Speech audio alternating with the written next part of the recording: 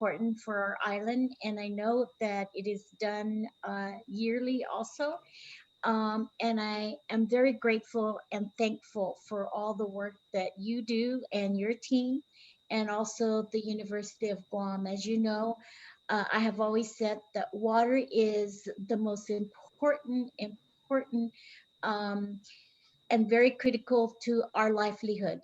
Uh, 2/3 of our body alone is comprised of water, and that's how crucial. We can live without electricity, we can live without light, but we cannot live without water. So the work that you do at the university is very important and very essential to the livelihood of our people.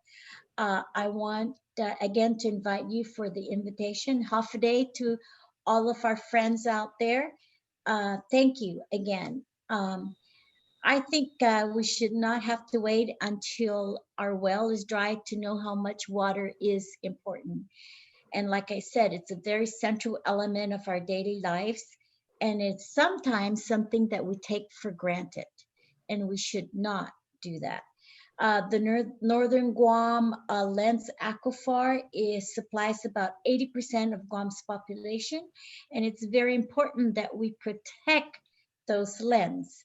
And it's very important that we also provide the infrastructure there, especially around the Chamorro Land Trust holdings up there, because again, we do not want to uh, I certainly don't want to be responsible or for compromising the quality of those waters. And so I have made in my administration a commitment to go in there and make sure that we provide the necessary infrastructure so that we can protect our waterlands. And again, this is my commitment with our administration. And we also all play a part of our conservation plan. And the work that you do also provides that. We do not, we say that summer that says we should approach conservation. We do not inherit our resources from our ancestors. We borrow them from our children. We cannot forget that our land and water are finite, and what we take from future generations. I just wanted to put a little plug in that I first met Dr. Jensen over 25 years ago when I was a senator. And when he made a presentation, I will never forget this presentation. And he mapped out all the polluted areas right there near the Agana River, with all the PCPs there coming off uh, from the electrical power plant that the Navy had up there in Monguito Tumaiti. It's very vivid. I can still see the red dots on that map, Dr. Jensen, when you presented the leakage of PCB into that whole area, into the Agania swamp, and all the way into the river. And when I was president of the Bank of Guam, I would look outside and look down at the river there, and I would see people fishing there. And I would go out and say, "Don't fish there, the water's polluted." But I wouldn't have known that if it wasn't your presentation. And of course, of course we say now, well, with all the information that WERI is providing, what do we do, right? What do we do with that information? For me, I would like to use that information to provide the necessary means to further protect our water, because that's what it's all about. It's about monitoring, it's about researching, it's about understanding knowledge and information on what we need to do as a result of the work that you guys do over there at the University of Guam. That's the connection. The connection is then from that information, we create policies. We implement the policies, and the end goal is to provide water, safe water to our people. So, I mean, that to me is a very connected, simple analysis, but it works for me. And I will say this to all of you. that I pledge our administration will work and support you. I expect you to advise me on what you think is happening out there in terms of our water supply, our quality of the water, and what are the things that we need to do to and recommendations and suggestions, because you guys are the experts. So I look forward to a very cooperative relationship during my administration with the University of Guam and also with WERI. And so I expect Dr. Jansen to be knocking on my door and saying, Governor, the Northern Lens, I'm very worried about the Northern Lens, because my information says if we don't do something about how we can protect the Northern Lens, 80% of the water is provided from there. So again, thank you for inviting me. I offer you my support and with this administration, and I expect you to use and to take advantage of that support. So thank you again, Dr. Jensen and your team and this advisory council. And I look forward to many good things that we can do for our island. Thank you. Thank you, Governor. And we're really honored and flattered to have you join us, and hope you can spend the whole 3 hours with us. But we understand if you can't. I'd like to point out, and I'll be coming back to this, but the governor was part of the 24th Guam legislature that launched the monitoring program and the Guam hydrologic survey that you're going to hear about this morning. She was among the pioneers. Thank you. I can't stay for the whole time. You know, I have a meeting I got to go to about COVID, but I did look at your agenda, and if I can be allowed to come in and out, I certainly would love to. There's some things also tomorrow that I would like to listen on. So thank you again. Thank you, Governor.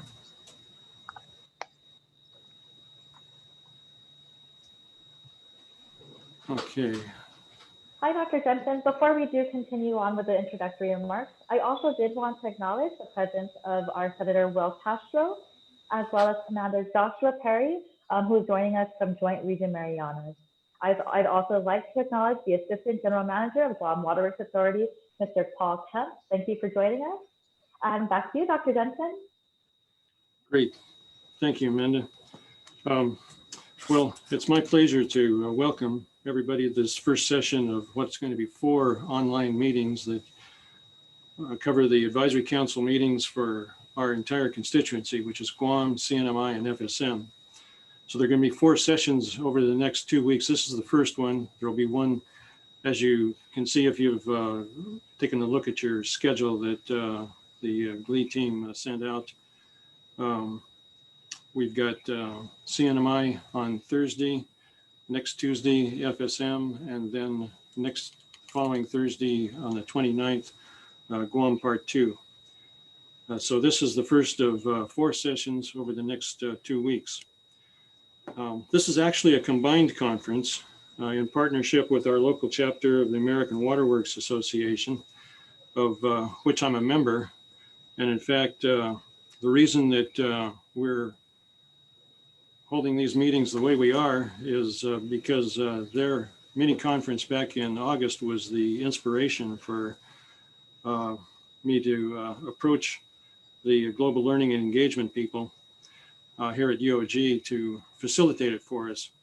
As the summer was slipping away and I was agonizing, there was no end in sight for the COVID lockdowns, and I was trying to figure out how we were going to handle the annual advisory council meetings, since we couldn't travel to FSM, we couldn't travel to CNMI, and we couldn't hold a meeting in one of the nice hotel meeting rooms in Tumon.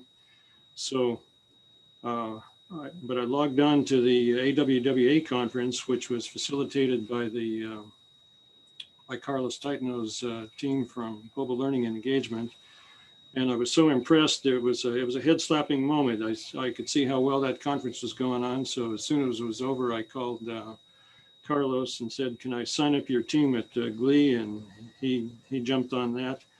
And then I called Aaron Sutton and asked him if AWWA would like to team up with us for a combined program so that we could combine their resources and knowledge and maybe do a little recruiting. They had over 100 people signed on. And the other thing that I noticed, it was the same people, not only on Guam, but CNMI and FSM come to our meetings. So I called Aaron and we came up with, we agreed to hold a combined session. So I'm going to pass the mic to Aaron for a minute or two to preview what AWWA has on the agenda for today, and as well as for the next 3 sessions. Thank you, Dr. Jensen. Thanks for inviting us to AWWA for this joint meeting. I know many of us are disappointed that we can't meet together, that we can't talk one-on-one, that we can't have the wonderful lunches that we always have at the hotels.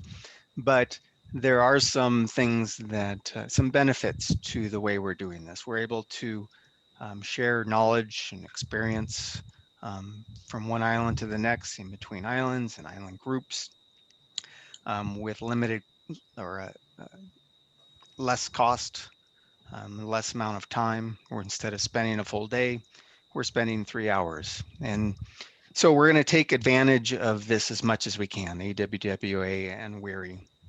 And this is just one example.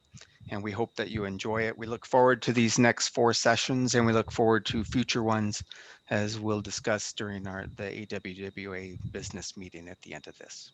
So I'll give it back over to John. Again, thank you, Dr. Jensen, for inviting us to help you with this. Thanks, Dr. Jensen, and thank you, Mr. Aaron.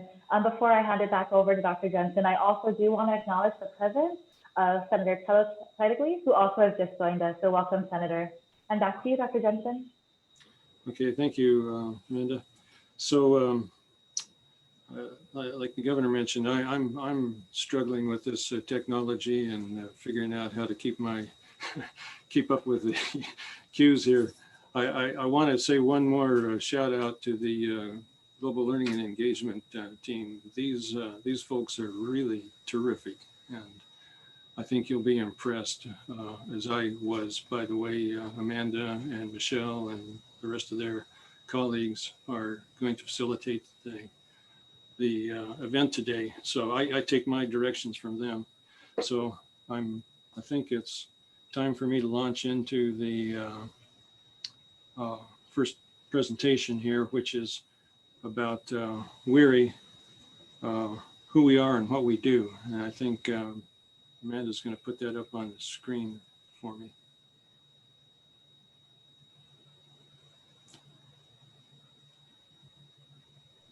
So as you all know, it's my privilege to be the director of WERI since about 2016.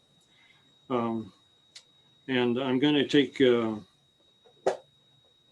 about 10 to 15 minutes to share with you this overview of who we are and what we do at WERI.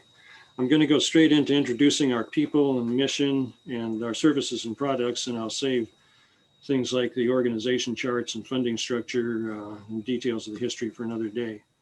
But for this morning, it suffices for me to let you know that we're one of 54 National Water Resources Research Institutes. There's one at each land-grant university in the 50 states and territories. And we're unique in being a regional institute, which serves not only Guam, but CNMI and FSM as well, the whole Western Pacific region. That's why we're the Water and Environmental Research Institute of the Western Pacific. And among the 54 institutes, we are this year one of 12 that was awarded the top rating of outstanding in the most recent 5-year review by the U.S. Geological Survey, which provides a substantial amount of our federal funding. And I'd like to mention also that we've been amongst the top rated institutes for the past 25 years, almost the entire time that I've been at WERI. So first, we can go to the next slide then, Amanda. First, I'd like to brag about the WERI team. Next slide.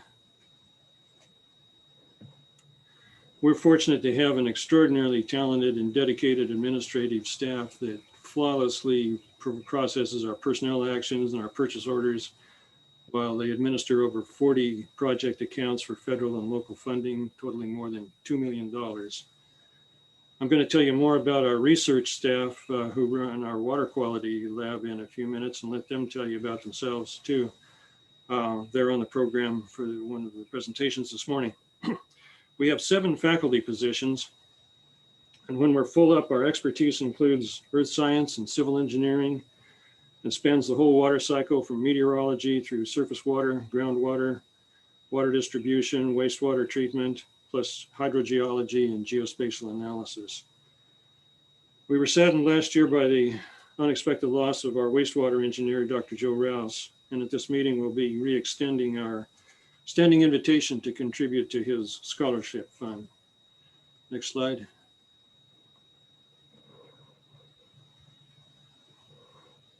We're especially proud of our water quality laboratory, and you can hit the click on the next picture there, Amanda,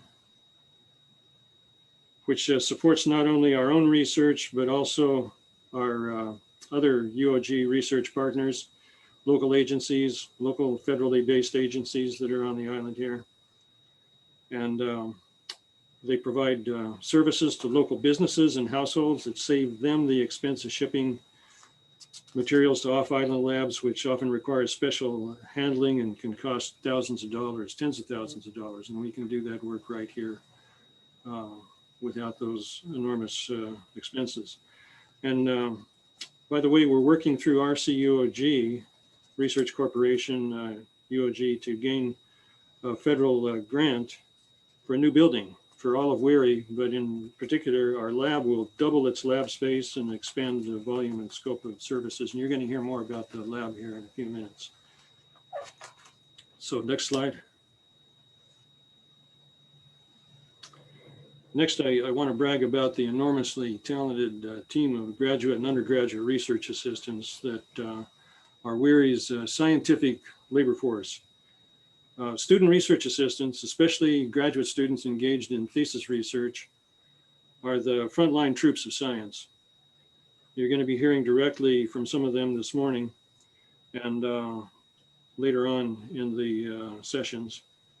And you'll hear from some who've recently graduated, as well as some who are just getting started.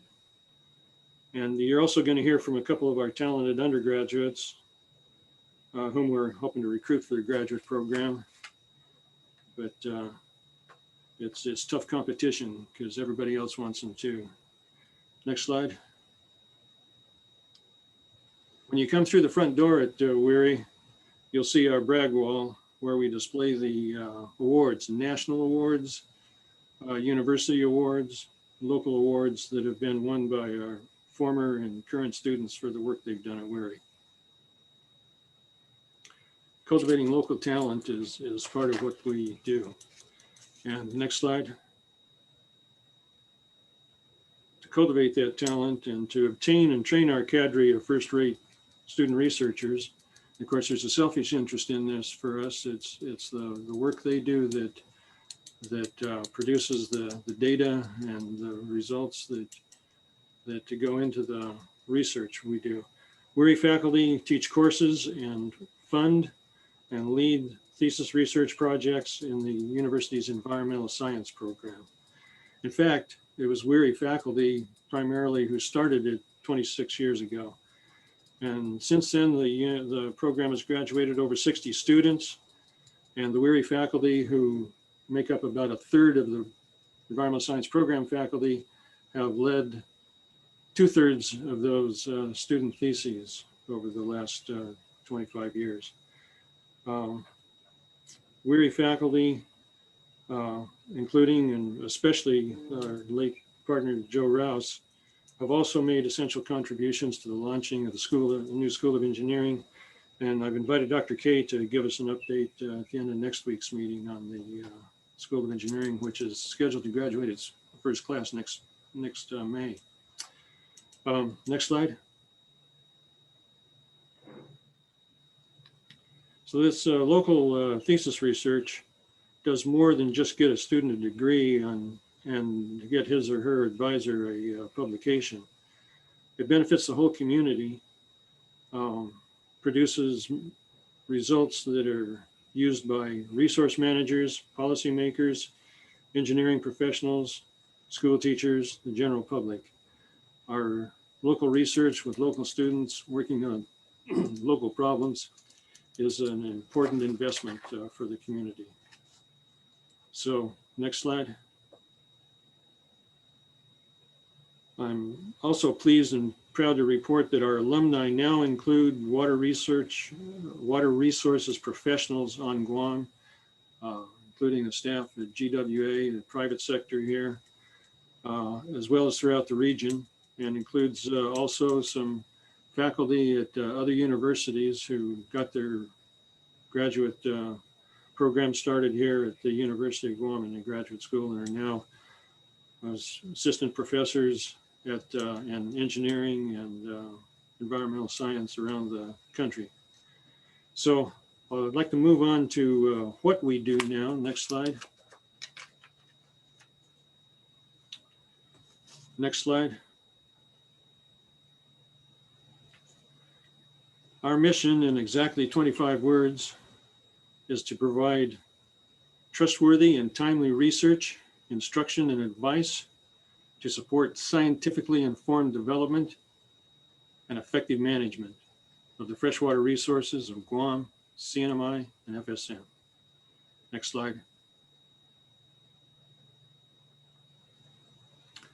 And WERI's vision is to remain the acknowledged local and regional source of choice for scientific advice on water and water resource exploration, development, and management, and the nationally ranked and internationally recognized Center of Excellence for research and its strategic specialties.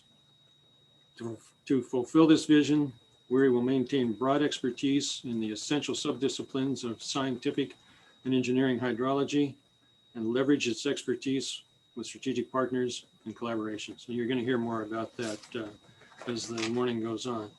Next slide.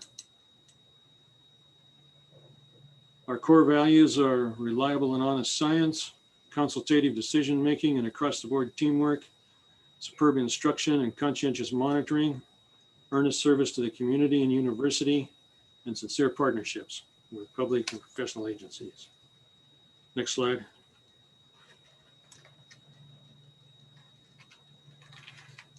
To help make it even more clear who we are, I'd like to say what we are not. We're not activists, but we're environmental scientists, not environmentalists. We're not politically correct. We follow the data, not the funding. We're not yes men or yes women. We tell clients and partners both the bad and the good news. And we're not shy. We tell the truth, even especially when it's not welcome. And we're not prima donnas. We're team players and public servants. Next slide. I'd like to share a little bit of my personal perspective and other experience that informs my leadership philosophy. I was a young Air Force major at the Pentagon in 1986 when NASA blew up the space shuttle because its management dismissed the steadfast advice of some of its engineers. And I resolved then that if I were ever in a position to provide technical advice, lead a team, or teach students, I would stand for being steadfast, especially when the news was inconvenient, unwelcome, or politically incorrect. And the rest of my WERI colleagues are like-minded. So, next slide. Our professional reports and presentations carry these explicit statements.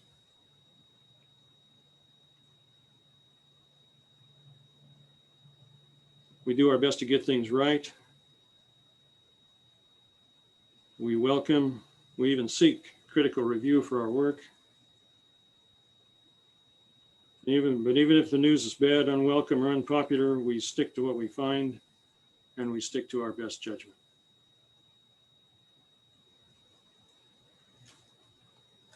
I'll finish up with an overview on the next slide.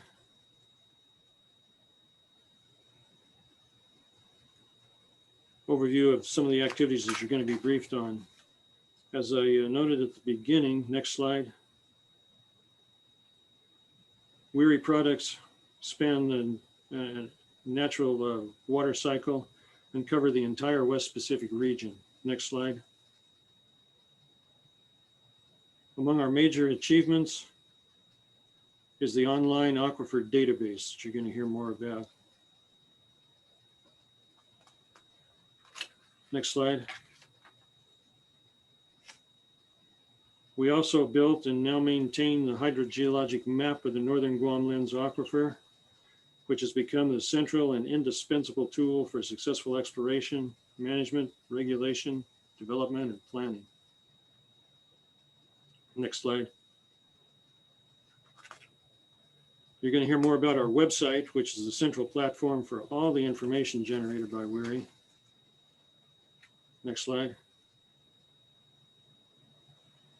And finally, we'll be sharing some presentations on WERI's education, training, and outreach activities, which extend from professional development to workshops, public presentations from K through 12 teachers and students. Next slide. So in closing, it's my privilege and pleasure to lead one of the finest natural science research teams on the planet and to serve the people of Guam and the rest of the region. I invite you now to sit back, enjoy the rest of the presentations as we share with you more on who we are and what we do. Thank you.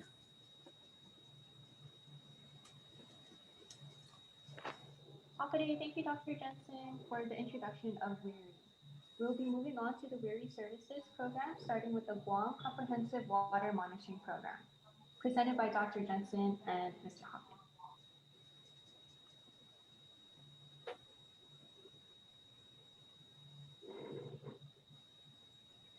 I'm going to set my timer here. So unfortunately,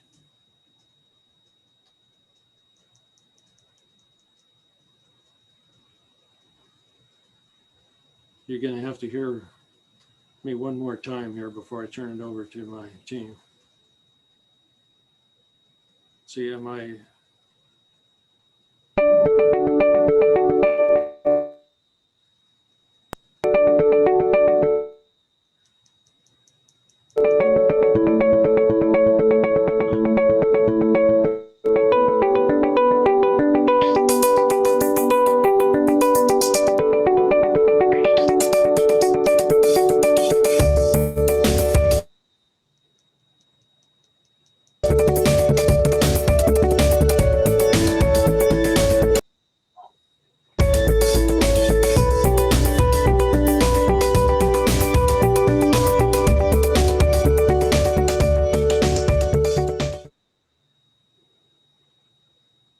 First of all, I want to verify that John is out there on with us. Amanda, did you get John linked in?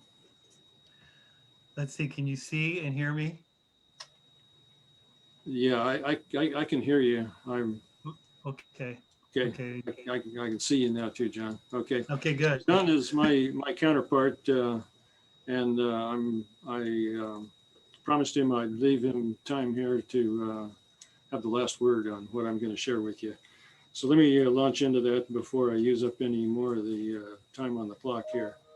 There are two questions that are most often asked us here at WERI. And as you can imagine, they are, how much fresh water do we have in the aquifer? And is it getting saltier? So in the next 10 minutes, I'm going to show you the program that WERI and USGS have in place in a partnership program to answer these two questions. Next slide.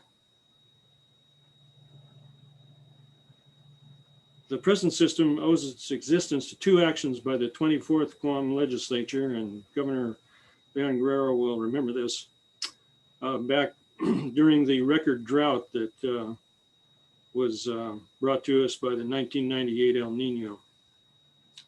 Those of us that were here will recall that the Fenner Reservoir was at an all-time low. The Navy was rationing water, and Santa Rita was getting water from water buffaloes. And one afternoon, Senator John Brown's office called WERI to ask those two questions. And when I replied that we didn't really know the answers because there was no program in place right then to keep track of the lens thickness and salinity, Senator Brown and her colleagues resolved to fix that.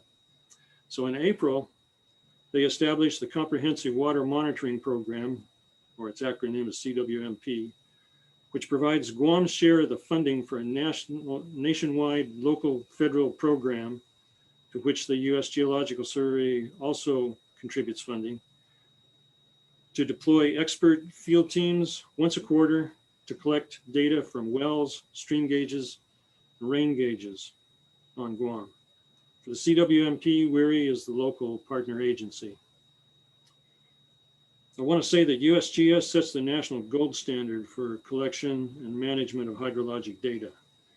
And the WERI USGS partnership leverages our local expertise with national resources. Then in August of '98, the legislature took the second step and created the Guam Hydrologic Survey Program, which provides funding to WERI to store hydrologic data from these programs, analyze the data, and report back to Guam's policymakers, resource managers, citizens on the state of our water resources.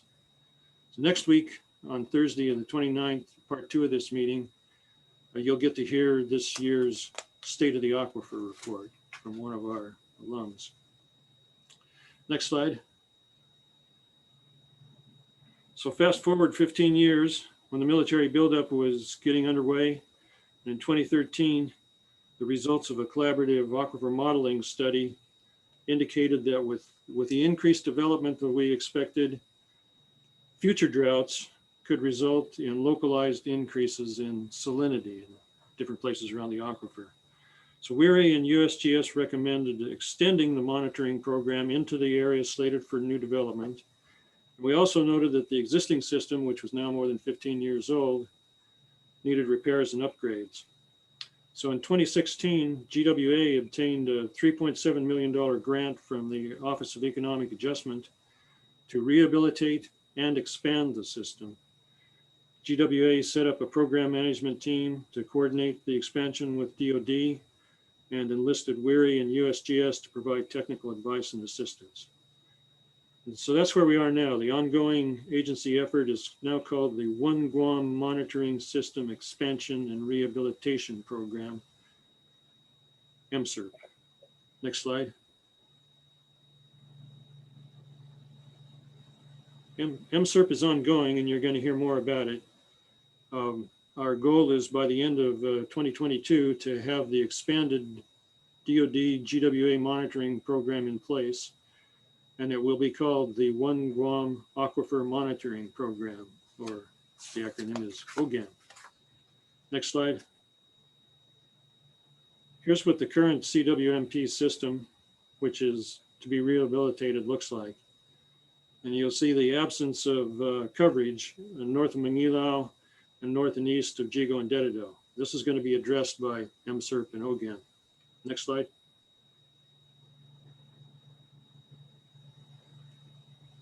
Next slide.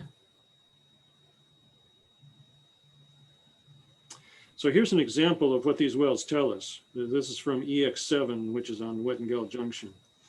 The bottom graph shows the history of the lens thickening and thinning since 2001. The blue is drinking quality fresh water. The green is brackish to saline water in the transition zone. And the pink is the salt water. It's the same salinity as seawater beneath it. This kind of long-term high-quality time series data is essential information for providing reliable answers to the two big questions that we started with. And you're going to hear more details on this presentation to come. This, incidentally, is the result of an national award-winning thesis by Becca Dewar, who worked under the direction of Dr. Nate Havana, and you're going to hear more about this excellent project. And these are the results of, this is the data that USGS collects for us. Next slide. Besides collecting aquifer data, the CWMP program also includes USGS rain gauges in both the north and south, and stream gauges in the south on the Pago, Ugam, and Lasafua rivers too.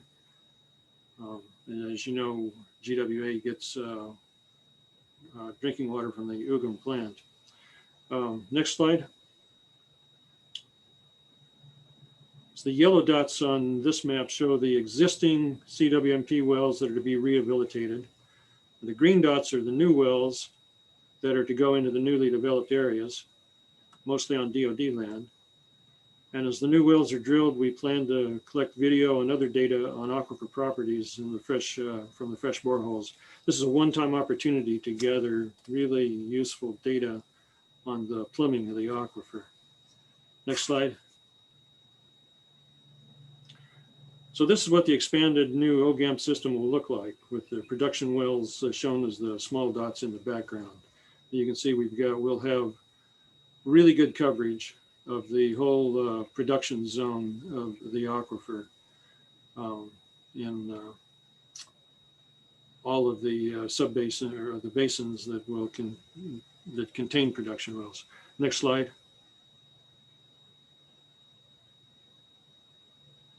We're also proposing that the CWMP stations in the south and the Navy's FENA stations, which USGS currently administers in a separate agreement, be integrated into the OGAM program. And I want to put in some good words for the excellent partnership and collaboration that we've got between NAVFAC MAR and GWA, WERI, and all the people working in water resources. It's a great team to be part of. And we really are going to make this one GUAM concept work. So next slide. In summary, the steps ahead are to finish the rehabilitation of the existing CWMP wells, install the new wells, and integrate the data collection system for both the northern groundwater and southern surface water for both the civilian and military assets into a single system for data collection, analysis, reporting, by both WERI and USGS working in a collaborative program.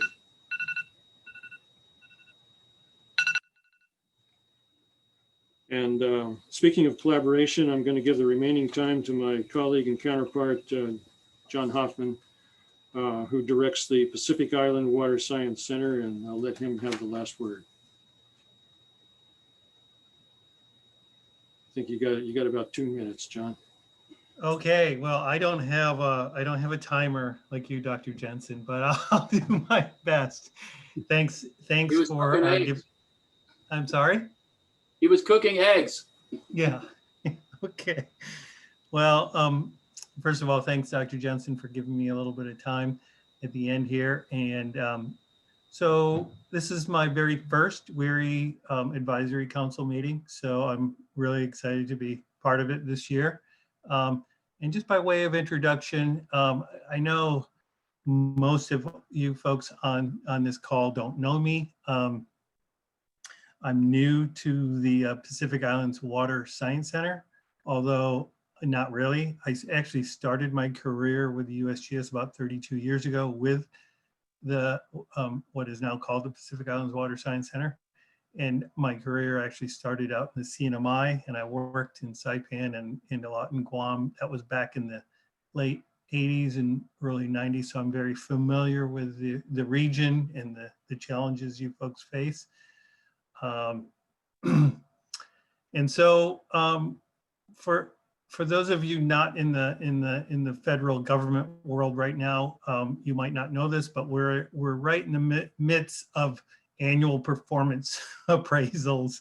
And just last week, I was asked by one of my employees, if I were to leave management and go back doing project work, which project in the center would you want to work on? And I'm not sure if that person is on this call right now, but I told them that it would be the project that we're working on with WERI. It's a great project. It's very collaborative. It is critical. It's important to the people. And so if I were to choose a project to go back, leave management and go back to do any work, it would be to do the work that we're doing with WERI and Dr. Jensen. So that's how important I think it is. I'm really looking forward to continued working with WERI and One Guam and and just continuing the long-term data collection that we've been doing for the many years, for the benefit of the people of Guam. And I'll just leave it at that, Dr. Jensen. Thanks, John. Yeah, I second everything that John said. It's a great collaboration we got, and it just keeps getting better. And like I say, the collaboration not only with the USGS, but with local military engineering command and the different GovGuam agencies, the legislature, the everybody. It's just a great team. Everybody works together well and to the same end. So you've heard enough from me. I'm going to step off the stage and let Amanda or Michelle take control of the agenda here and let you hear from the rest of the faculty. They're a lot more interesting than me. Thank you, Dr. Jensen, and thank you, Mr. Hoffman. Moving on to the next item of our agenda is the Guam Hydrologic Survey Program presented by Dr. Havana and Dr. Jensen.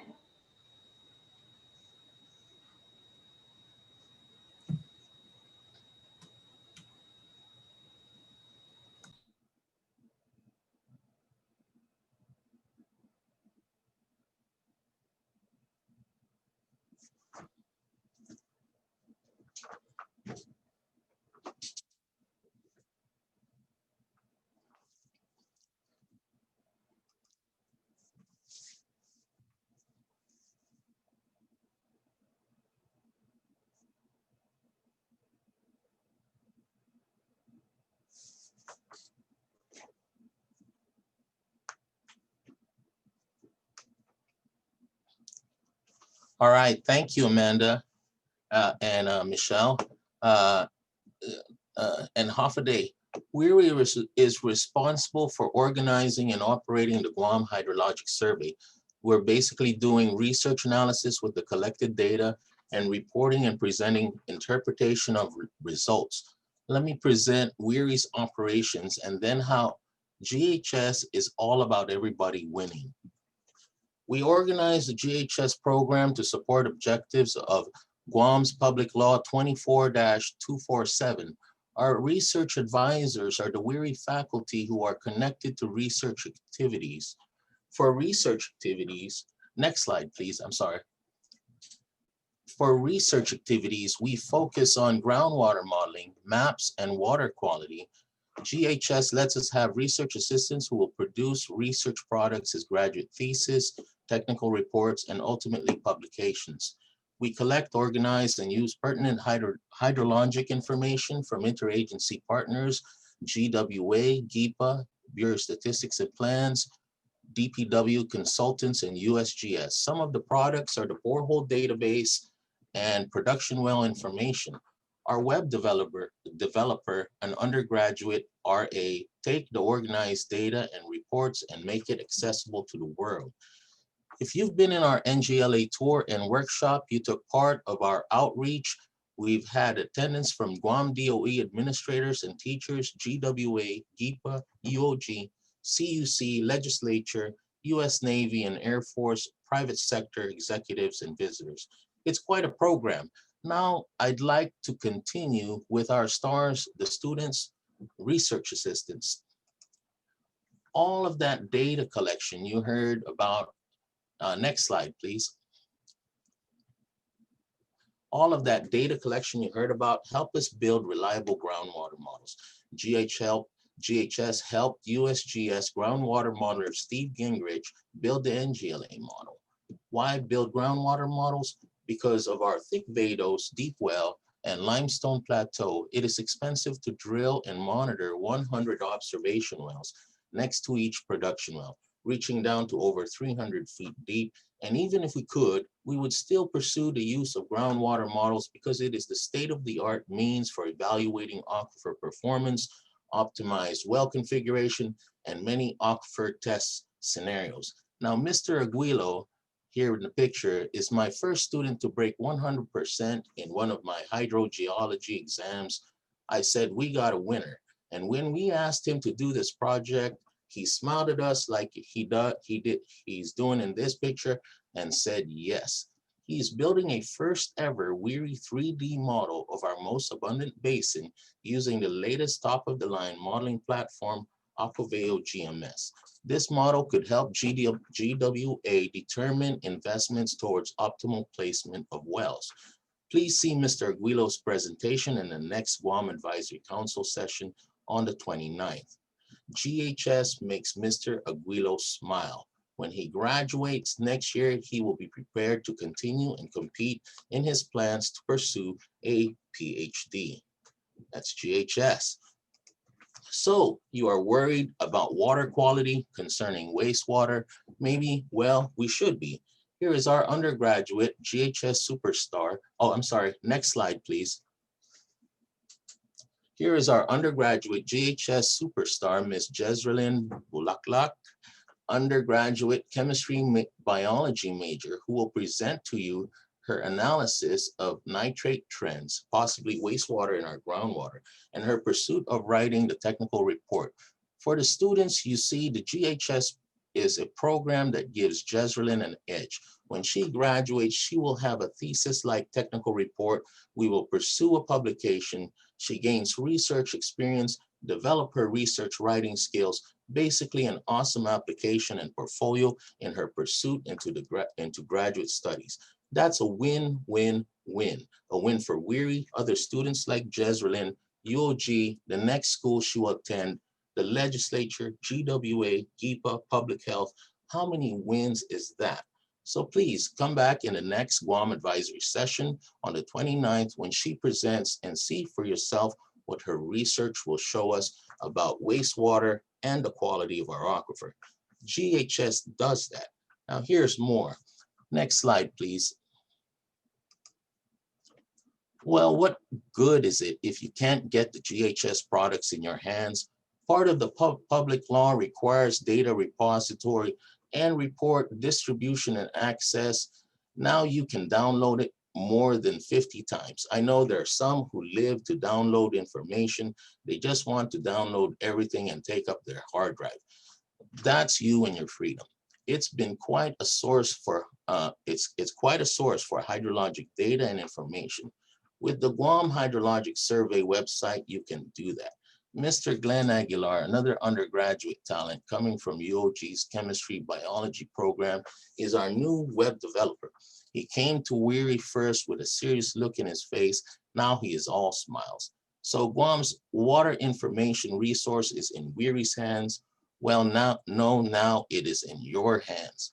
It resides in the uog.edu domain, not some .com, .org, .net, or some creepy domain. And so if there's anything wrong with the website, you can take it to Mr. Aguilar, but also let him know when it served you well. Mr. Aguilar has told me that he wants to pursue his master's in UOG's EV program. What can I say? GHS makes you want to do great things. Next slide, please. Here is another GHS product, Mr. Daniel Garrido Superalis. In my mind, I call him Daniel San, a big GHS success story. Daniel was hired by Dr. Jensen as a computer science undergraduate who Dr. J later assigned to me and said, work with him. At that time, I was rebuilding the GHS laboratory.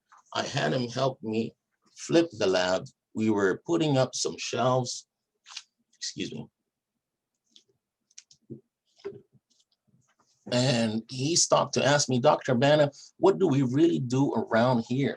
I had a Karate Kid moment and I said, yes, Daniel, one day you will answer everybody's question. Come now, you drill. True story. Last year, he concluded with accomplishing his objectives. He figured out the capacity of the sweet spot in the NGLA. That was when we said, you are ready to graduate, Daniel-san. Daniel earned his master's without having to karate chop his keyboard. He produced Technical Report 170, now available at the GHS and WERI websites. GHS produced Masters of Science in Environmental Science. Sign up today. Next slide, please. Miss Becca Doer, one competitive student who will constantly remind you that she is Canadian, another GHS success story.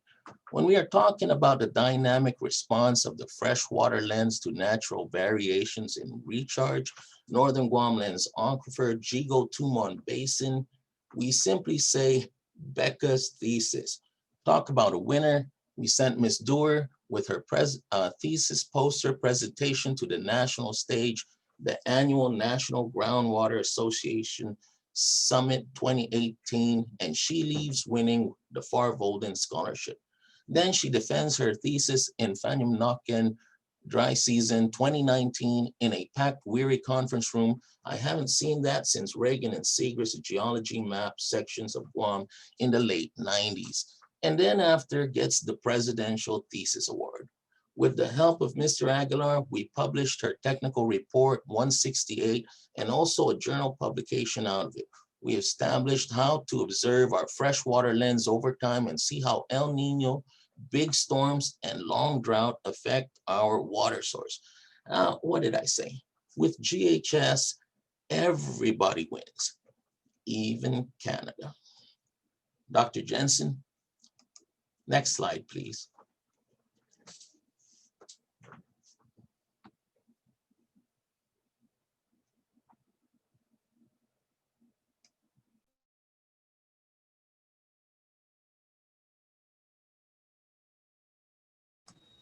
Yeah, it takes me a while to find that mute button too. I share the governor's frustration. Yeah, what he said. The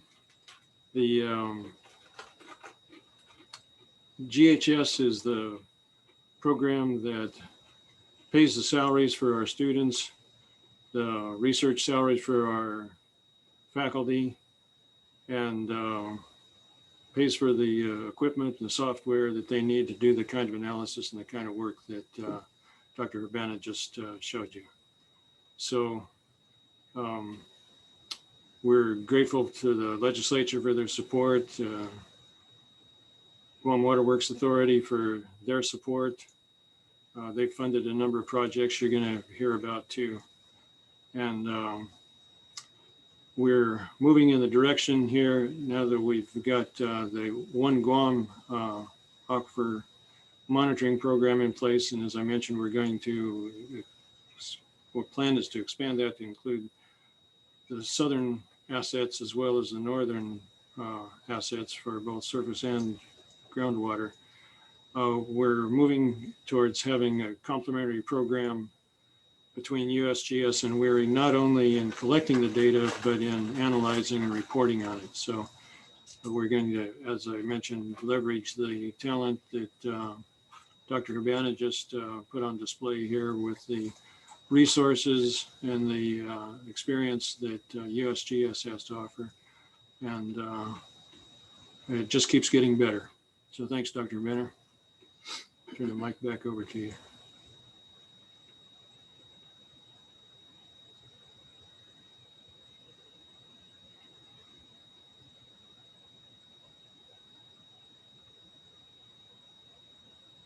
Okay, Amanda, I think. Okay. So before we hand it over to Mr. Glenn Aguilar of WERI for the Guam Hydrologic Survey website, as Michelle pulled up that PowerPoint, I do also want to acknowledge the presence of Senator Regine DeSilly. Thank you for joining us as well.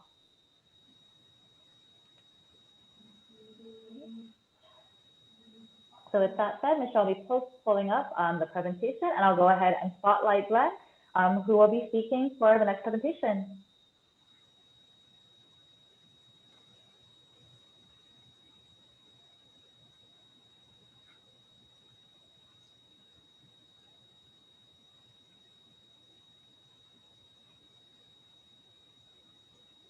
All right.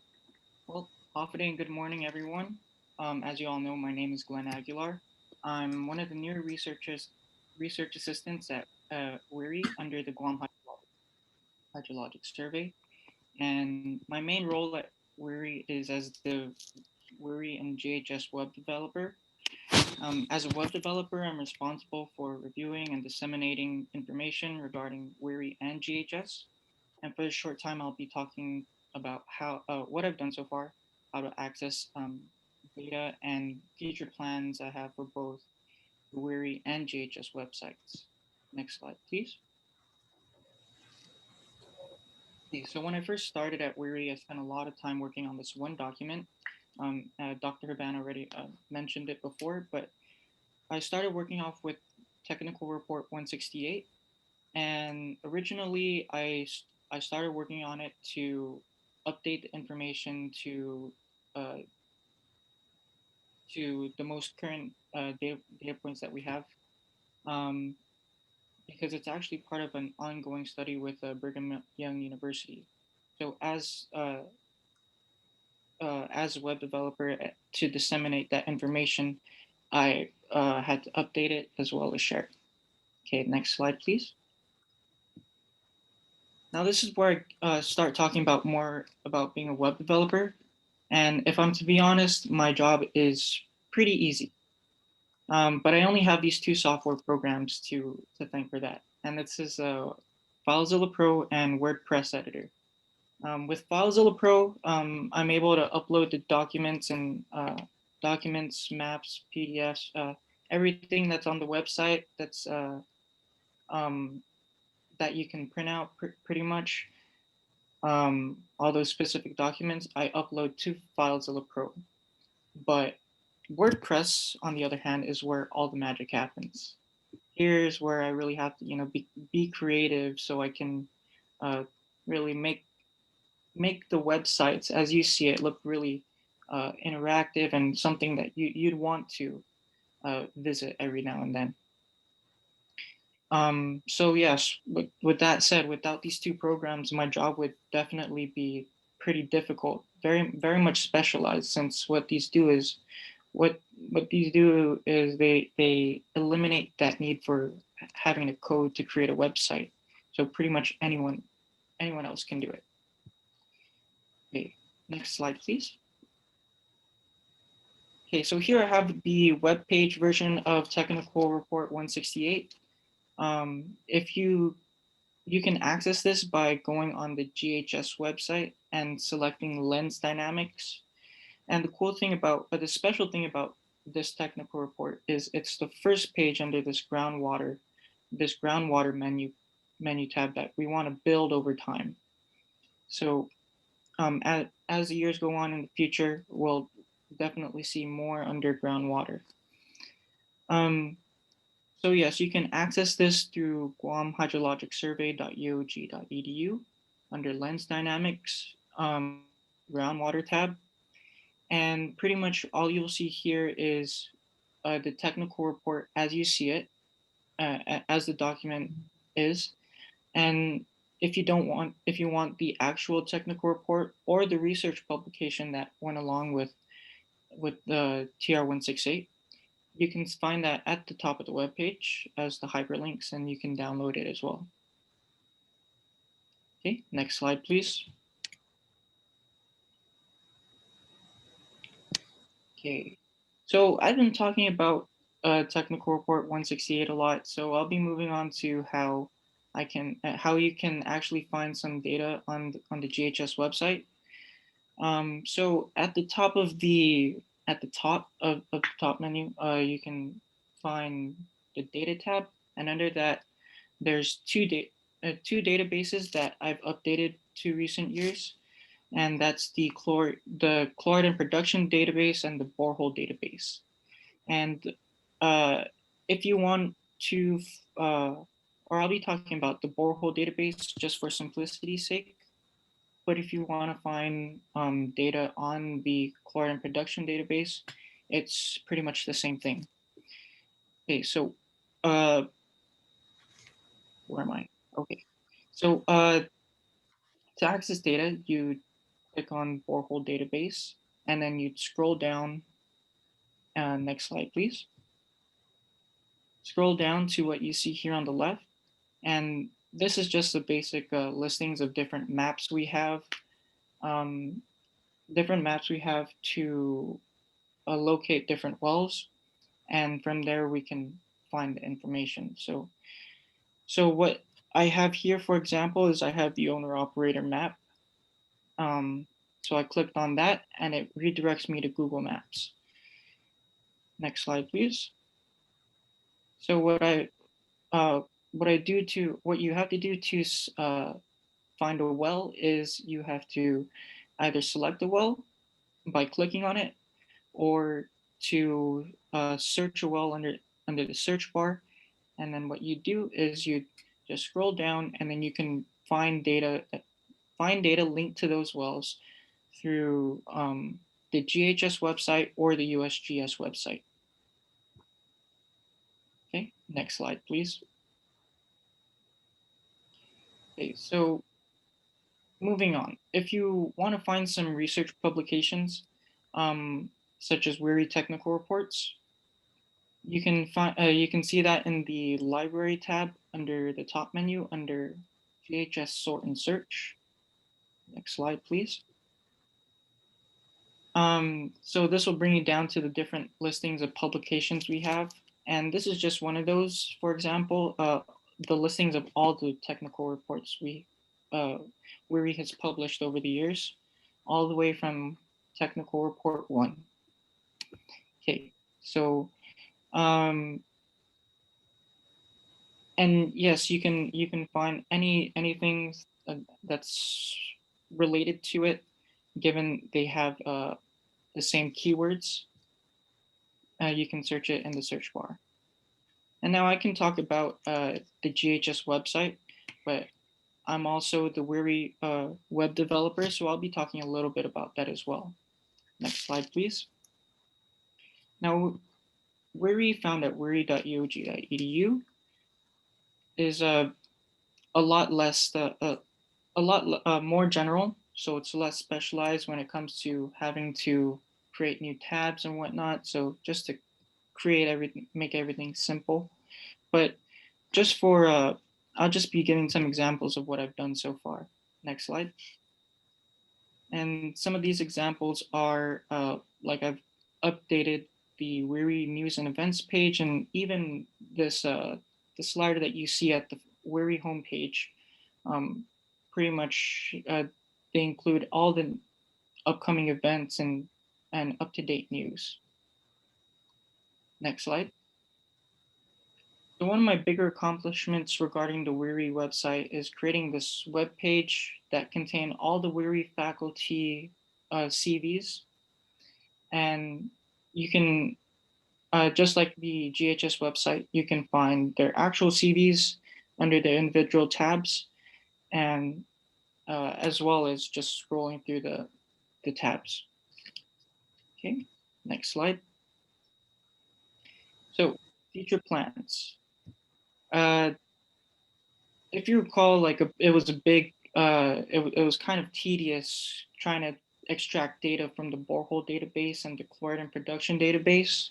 So one thing that I really would like to do is I'd like to take the Google the map from Google Maps and insert it one way or another into the GHS website, so you can interact with it without having to constantly be redirected. And I think it'll just make everything a lot more simpler that way.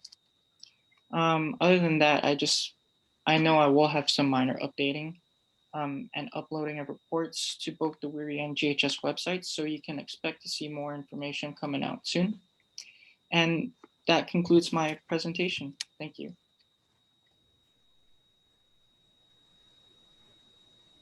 Thank you so much, Mr. Aguilar. From there, I'm going to go ahead and hand it over to Dr. Barry Kim and to Ms. Jennifer Cruz, who will be introducing the WERI Water Quality Laboratory video. So we'll go ahead and spotlight your video. Yeah, hello, my name is Barry Kim, WERI faculty and the coordinator of WERI Water Quality Analysis Laboratory. So this time we have prepared the introduction video of the WERI lab about our service and the future plan. So I hope you gain information on the WERI lab and how we have contributed local community. Enjoy watching the video.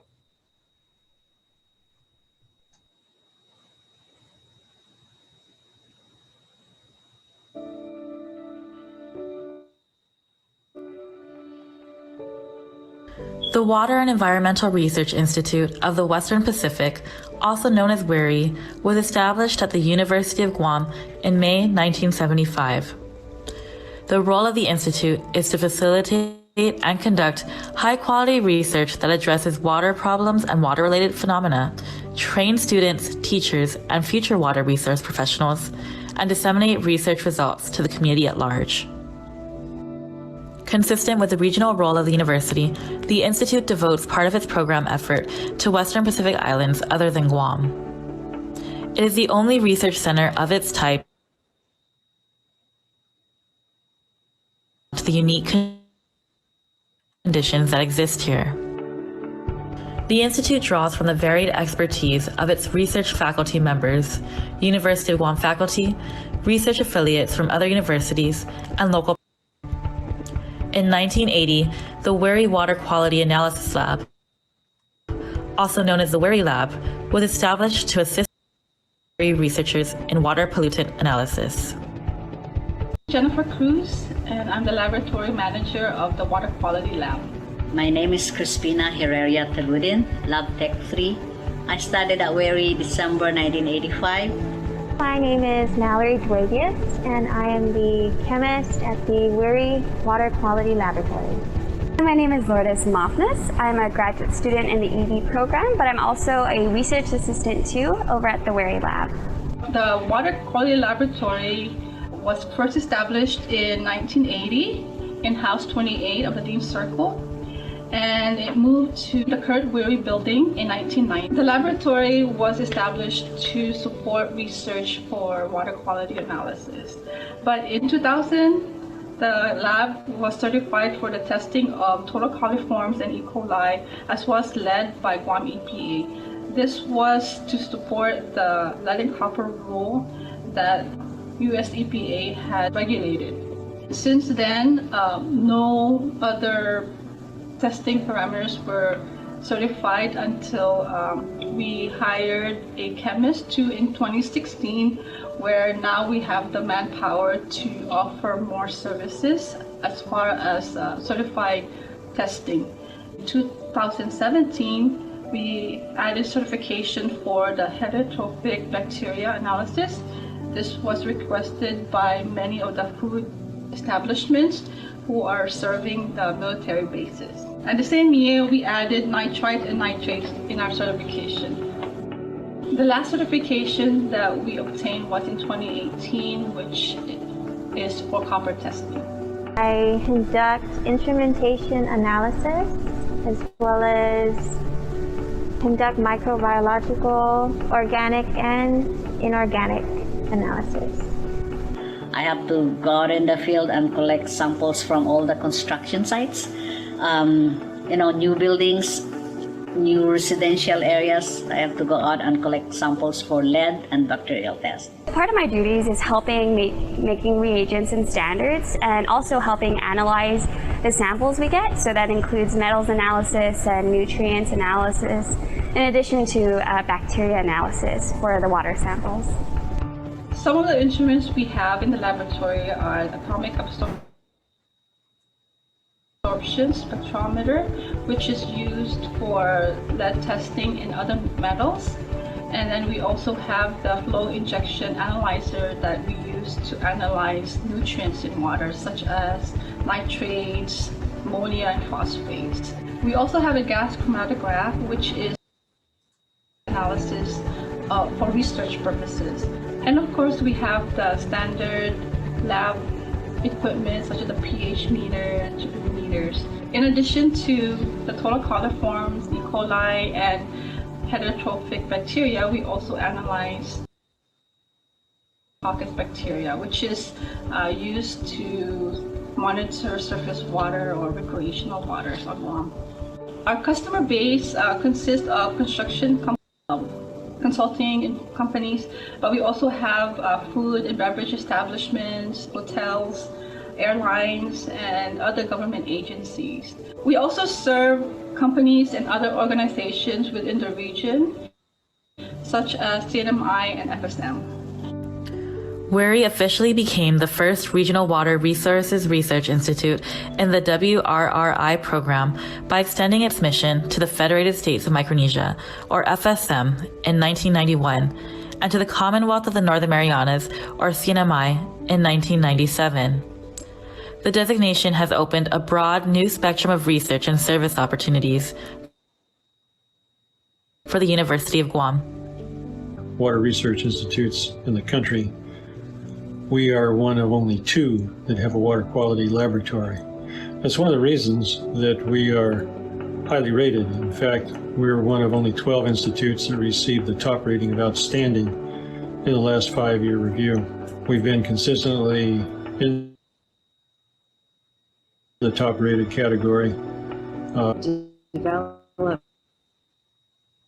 over the years to support academic purposes such as research and learning. And as more demand for research has come to the University of Guam, we've seen investments in the lab increasing. And those investments are tangible investments like equipment and facility and supplies, materials. But it also has brought us expertise. We've been able to hire lots of folks into the lab, those with specialized training in lab services as lab technicians. And we have our academic faculty who, through their research projects, utilize the lab and the resources in it. The community, they may not see that directly right away. We do have a number of businesses who are familiar with the lab and do work closely with the lab when they need tests of water quality done. With an expanded lab, that includes an expansion of resources, and that's significant to me because as a student, I find it important that resources are available to help educate me and further my experience as a So most of all, I think it's significant in addition to the people of Guam. The expansion of the laboratory would help create some positions for newly graduates who are looking into environmental compliance, who are interested in laboratory analysis, and open up some positions for undergraduate internships. It has grown from just supporting research to offering services to the community of Guam and the region. And it still has a lot more potential to grow and benefit more students for internships and also for the local companies who need to send samples off island. The government is a beneficiary of this in its public services, the public assurance of water quality and water safety, and working with GWA on some of those water quality tests. With the future design plans for a new building for WERI, the lab space will greatly increase, and thereby we'll have the room for that equipment, and we'll also have room for more personnel. UOG and the whole island are really fortunate to have an asset like our water quality laboratory. Besides supporting research and providing a low-cost, readily accessible service to our clients and customers on the island, it leverages our local talent by providing an opportunity for students to get hands-on experience where they'd never be able to do it otherwise without going off island for it. I'm excited to see it expanding and looking forward to continuing the service that we provide to the island and to the students that train in it. It's one of UOG's crown jewels.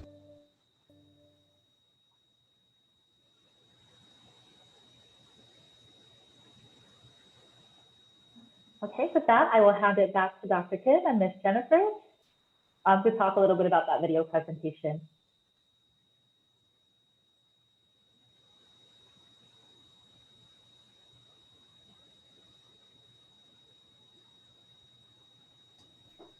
I hope everyone enjoyed that video.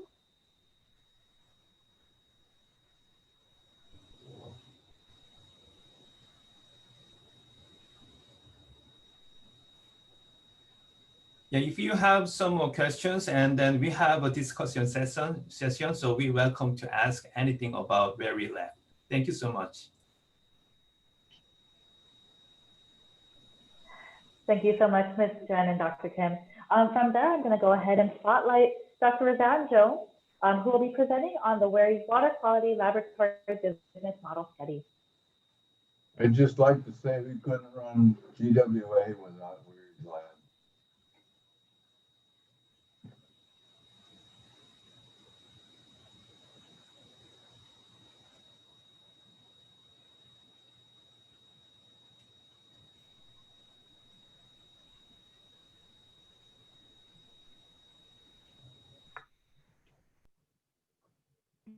Dr. Jones, whenever you're ready. Okay. All right, thank you. Good morning, everyone. I'm Roseanne Jones, and I've been working with WERI for probably the past year or so on their plans for expanding the services of the Water Quality Laboratory. So I wanted to share with you some of my slides. I'm not sure that they're up right now. I'm not seeing them on the screen. There we go. Okay. Okay.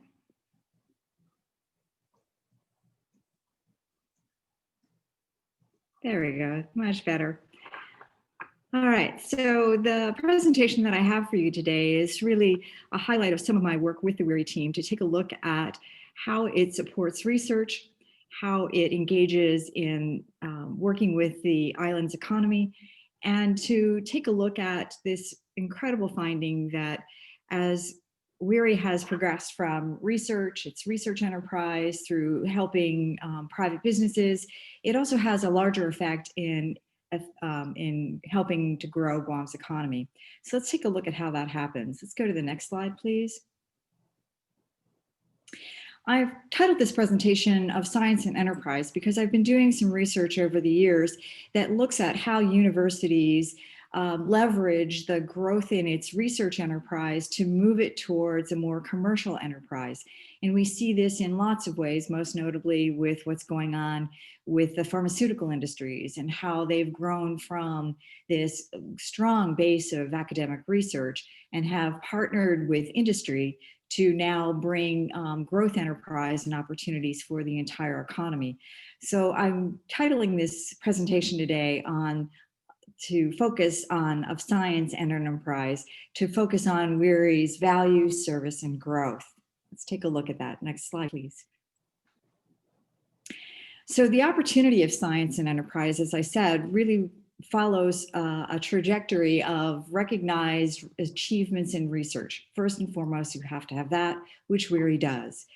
And then you see the emergence of service. And we see that as well for WERI's lab and WERI services to the university, to government, and to local industry. And in all, what we see is the opportunity for enterprise growth because of this collaboration. Next slide, please.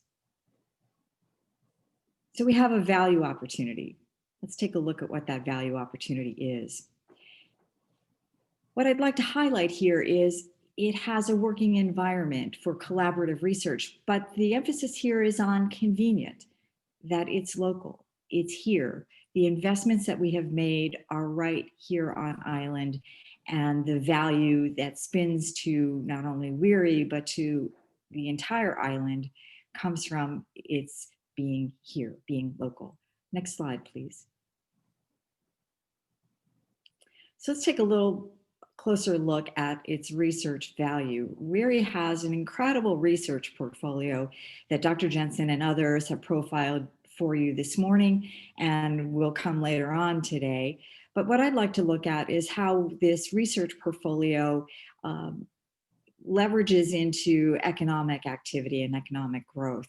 So first of all, we have asset acquisition. If we were to look at the WERI lab today, it is a compilation of lots of investment from funds of grant research and local government to provide the materials, the equipment, the technology that is in that lab.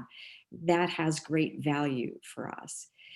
We also recognize, and you've heard previously, this idea of an employment multiplier, that we're taking students from high school, from undergraduate to postgraduate. These are opportunities in which we can create a new professional middle class with great jobs and in services that we clearly need on island and others need around the world. We also then have the opportunity to increase value by getting our research out of publications and into application. And that adds value for WERI and what it does, and also contributes to value to our community. It's not just what we know, but how we use what we know. And of course, the topic of environmental security is one that is front and center on our radar.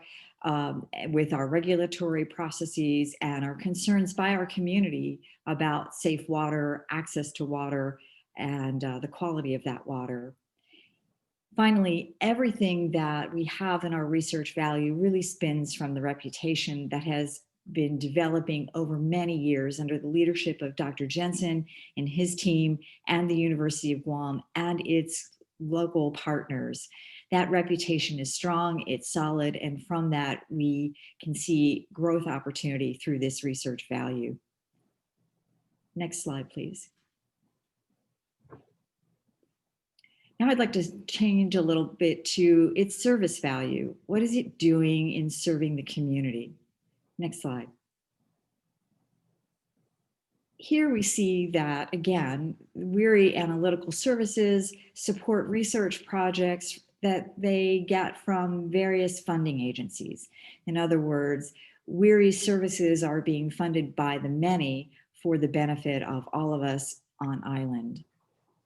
Next slide, please. So let's take a look more closely at service. This idea that Dr. Jensen introduced in his opening remarks, that we have a very low cost, fair priced services provided by WERI. And no surprise, more and more are coming to WERI's Water Quality Assessment Lab for support of work that they need done. So we have this cost reductions because in some ways we are leveraging that investment that has accumulated over time. And most importantly, that we're here, we're on island. So some of the cost reductions are that you don't have to pay for shipping off island and acquiring talent off island. We have it here. We also have this idea of a productivity multiplier, that we have this lab and the lab team are actually working on projects for research or for others. But during that downtime, or maybe in collaboration with other work, they can maximize what they're doing in that lab. So the more service that comes in, more demand for service, the lab activity actually becomes more productive, more efficient. Again, we have an employment expansion because we have this expanding service request. We need more people to work with the lab. And firms also begin to say that we'd like to hire others, even in our own enterprise, that expands on our activities because of the work that we have in collaboration with the WERI lab.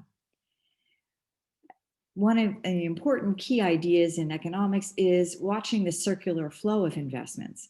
So we have this funding that is coming to us from perhaps the federal government. We have local government funding. The most important service value that we can offer is if we can keep that funding here. That is money that does not leave the island. It stays and spins and multiplies, providing new equipment, new services, new employment, new tax base. So this flow, this continual circular flow, is what we find is incredible service value, which WERI contributes to. And finally, we're going to look at the expanding potential for growth through university, industry, government partnerships that have spurred growth in other communities across the United States. It is the key model for how we expand, advance, grow. Next slide, please. So now let's look at our growth potential. Next slide. we have, as I said, this research laboratory, and more it has a spectrum of services, and that spectrum of services is coming to meet client demand. Remember, the lab was there initially for supporting academic research, but as we have more demand from other clients, it's created new ideas, new thinking, new strategies as we try to adapt and meet that client demand. So the spectrum of services are being enriched by our partnerships with our local business and government agencies. Next slide, please. So here we look at the enterprise, the business of science, and that's where we are currently as WERI and the WERI Quality Assessment Lab begins to mature.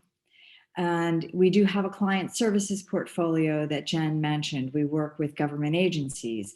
We work with many construction and engineering companies. We worked with the hotels and food service industries, with the airlines, all in this idea of looking at their unique needs for why they need water quality assessment services.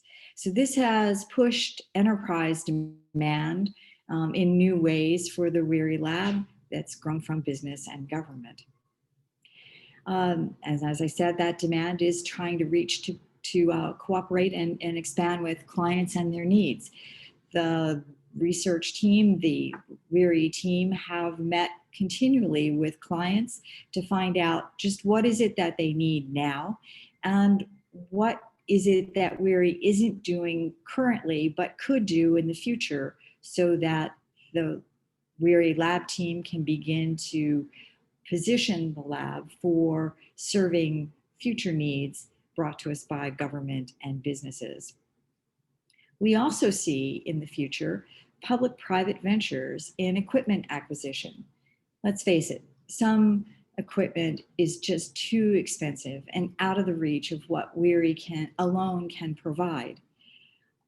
So partnering with businesses, with government agencies, with other funding sources, we may be able to acquire the kinds of equipment that would allow more services to be done here and meet the needs of clients who are currently sending their water assessment service needs off island.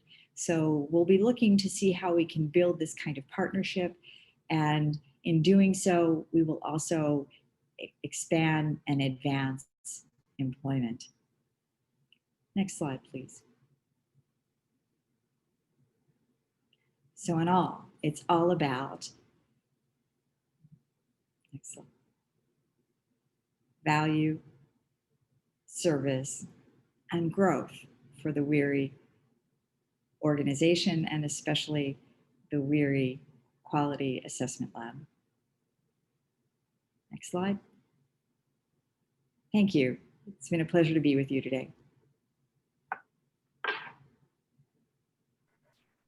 Thank you so much for that great presentation, Dr. Jones. Up next, we will have Ms. Kaylin Bautista of WERI, who will talk about GUAM Water Kids Outreach Education Program.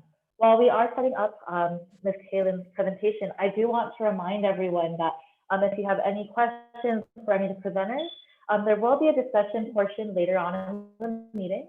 If you have any questions that you want to make sure you don't forget, you're more than welcome to also share those questions or comments in the chat, and we can revisit them later on during the discussion portion of the meeting. With that said, I'm going to go ahead and spotlight Ms. Kaylin Bautista as we pull up her presentation. So Ms. Kaylin, I'll go ahead and hand the floor over to you. Thank you, Amanda, very much. Very happy to be here.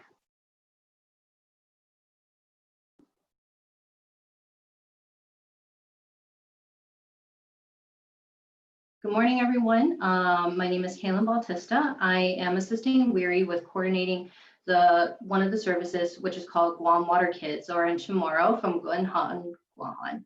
So today we're going to highlight some recent events that GUAM Water Kids has done in its past cycles. Next slide, please. So GUAM Water Kids has been locally and federally funded.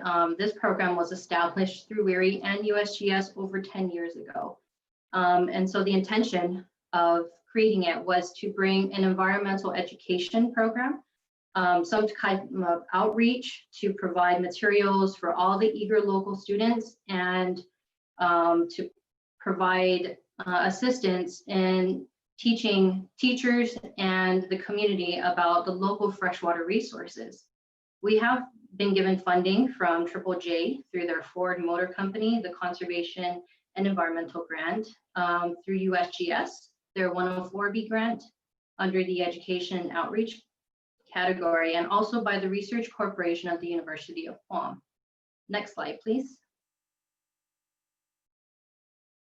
So Guam Water Kids, the intention is to service 3 community types. So we have promoted emphasis on students, educators, and the community. And how we do this is we emphasize 3 ideas. And that is 1, freshwater is a valuable natural resource to our island. 2, we provide materials on how freshwater supply is renewed by the water cycle, and that's normally in 4th and 5th grade science. And 3, what youth can do to take responsibility for avoiding polluting and wasting island freshwater supply. Our current cycle, given the COVID restrictions, is that we are trying to implement several virtual learning opportunities for students and educators, and then hopefully accommodate in the 3 learning modes of online, hard copy, and homeschool. Next slide, please. So the first service that we budget for the most is service learning. And essentially we train ambassadors, or our young teachers, our youth. And in this case, we have in the last year trained Teason High School students. And what we did was we provided content in 5 modules and an aquifer experiment activity. So last year I brought Teason High students, about 16 to 20 of them, to elementary school in their local district, and that was PC Lujan. So we stuck with Barragata for last year. And out of those ambassadors, we were able to service 52 5th grade students. And each Titan was able to avail of about 10 hours of service learning. And they actually need for GDOE 72. This year is a little bit different, I've been told, but we do hope that if service learning needs to be picked back up in the next half or the beginning half of next year, that we can provide a virtual opportunity for the high school students. Next slide, please. For our educators, last year we also provided what we call a teaching outside the walls workshop. We were able to service both private school and GDOE teachers, which was really great. So we have a registration time, and teachers are able to come to this 3-day workshop. They have classroom sessions where we break down all the content. They're able to dialogue with us on what materials best fit their particular grade. So if they're primary, secondary, or upper college level. So we welcome all types of educators. The second day, we bring them on this really awesome and really fun aquifer tour, and Dr. Jensen and Dr. Habana are our educators for that. We go to the 4 different sites, and I'm sure some of those who have hopped on to this meeting have also enjoyed that tour. It's very, very exciting for them, especially the teachers, because they're in their classrooms all the time, and this is the time that they can go out and really learn hands-on science. The last day, we normally reconvene back into the classroom, and that's where we debrief. We also have a outgoing activity where the teachers can present their own version of like a mini science fair, and we can talk about groundwater and surface water and how they would like to present this to their students. Next slide, please.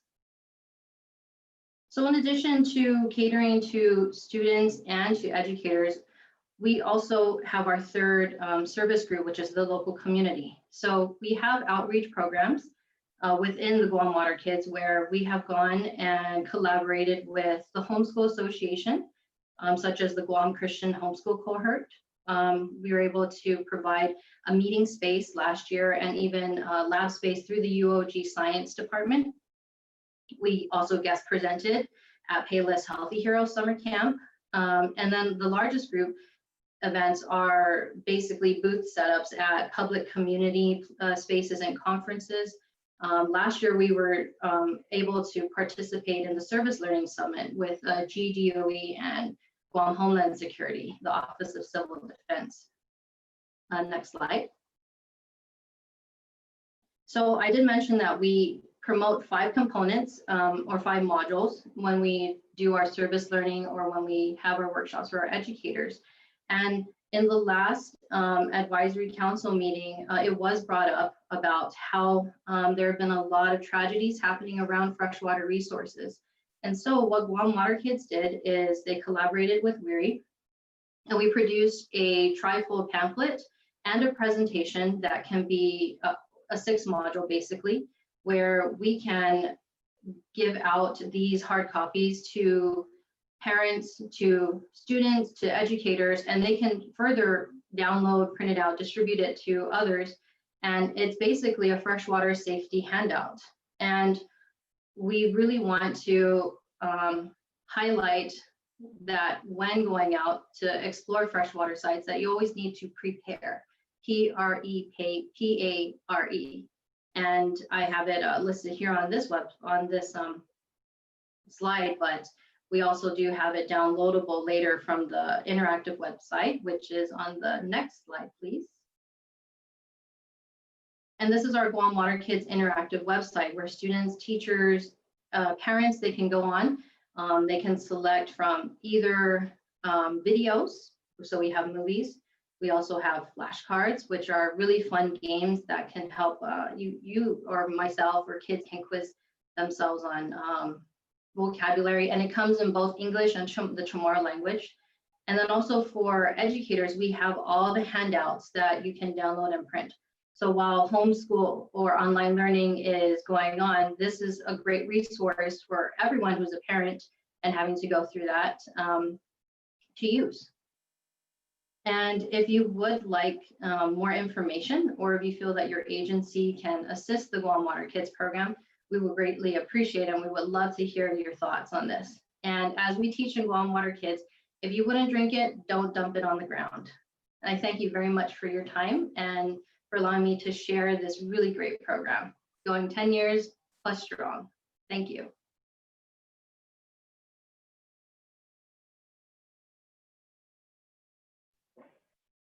Thank you so much, Ms. Bautista. At this point, we're going to have a short 10-minute break.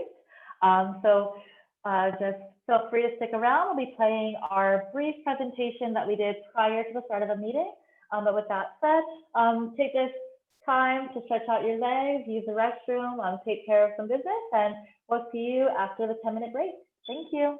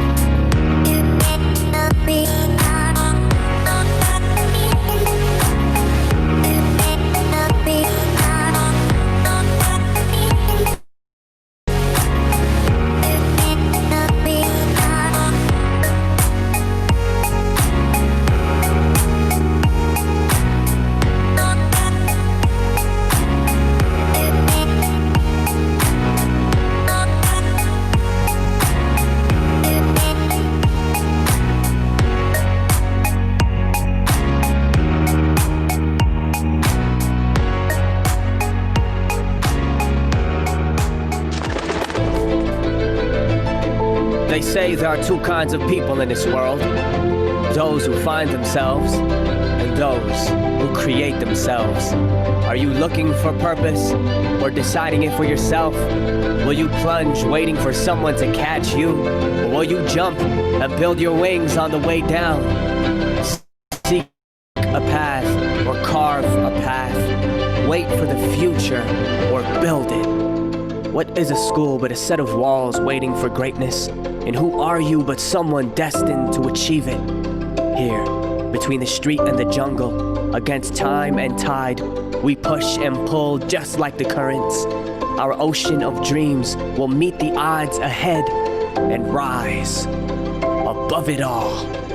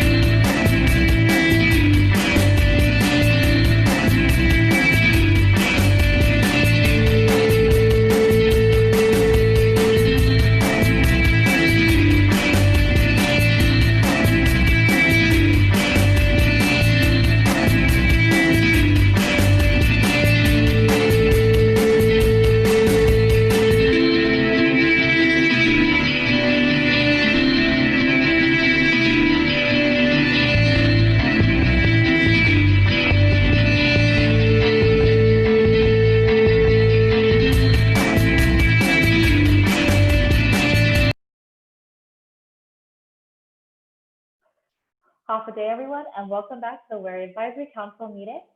Up next, we have a presentation from Dr. Mark Landers, starting the segment of water supply research for the 70-year trend of temperature, rainfall, and wind on Guam. As Michelle, I'll go ahead and spotlight Dr. Lander. Oh, there. Okay, while they're spotlighting Dr. Lander, I want to point out he's going to be using my camera. So is Oh, let me take this. what's the No spotlighting? problem. Okay, so We have you spotlighted, Dr. Jensen and Dr. Lander. So okay, so Okay. in spite of what it says at the bottom of the window there, it's not John Jensen. It's going to be Mark Lander. So I'm gonna turn my seat over to I'm him. like a ghost coming in and out. All right, here. Good morning, everyone. Oh, you got to do that? My little bio. you're all ready. You can start whenever you're ready, Dr. Lander. We're handing the floor to you. Oh, okay.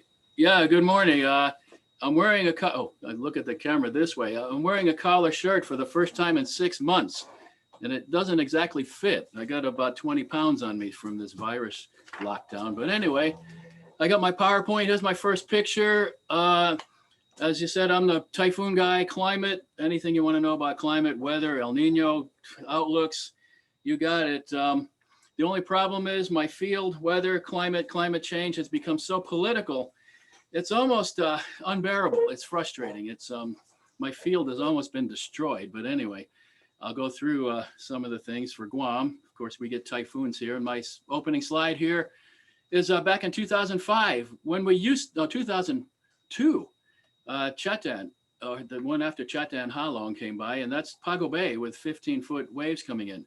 Back in the day when we actually got typhoons, well, Saipan got one in 2018, but we haven't had one in a long time. And I'll talk about that later. So next slide.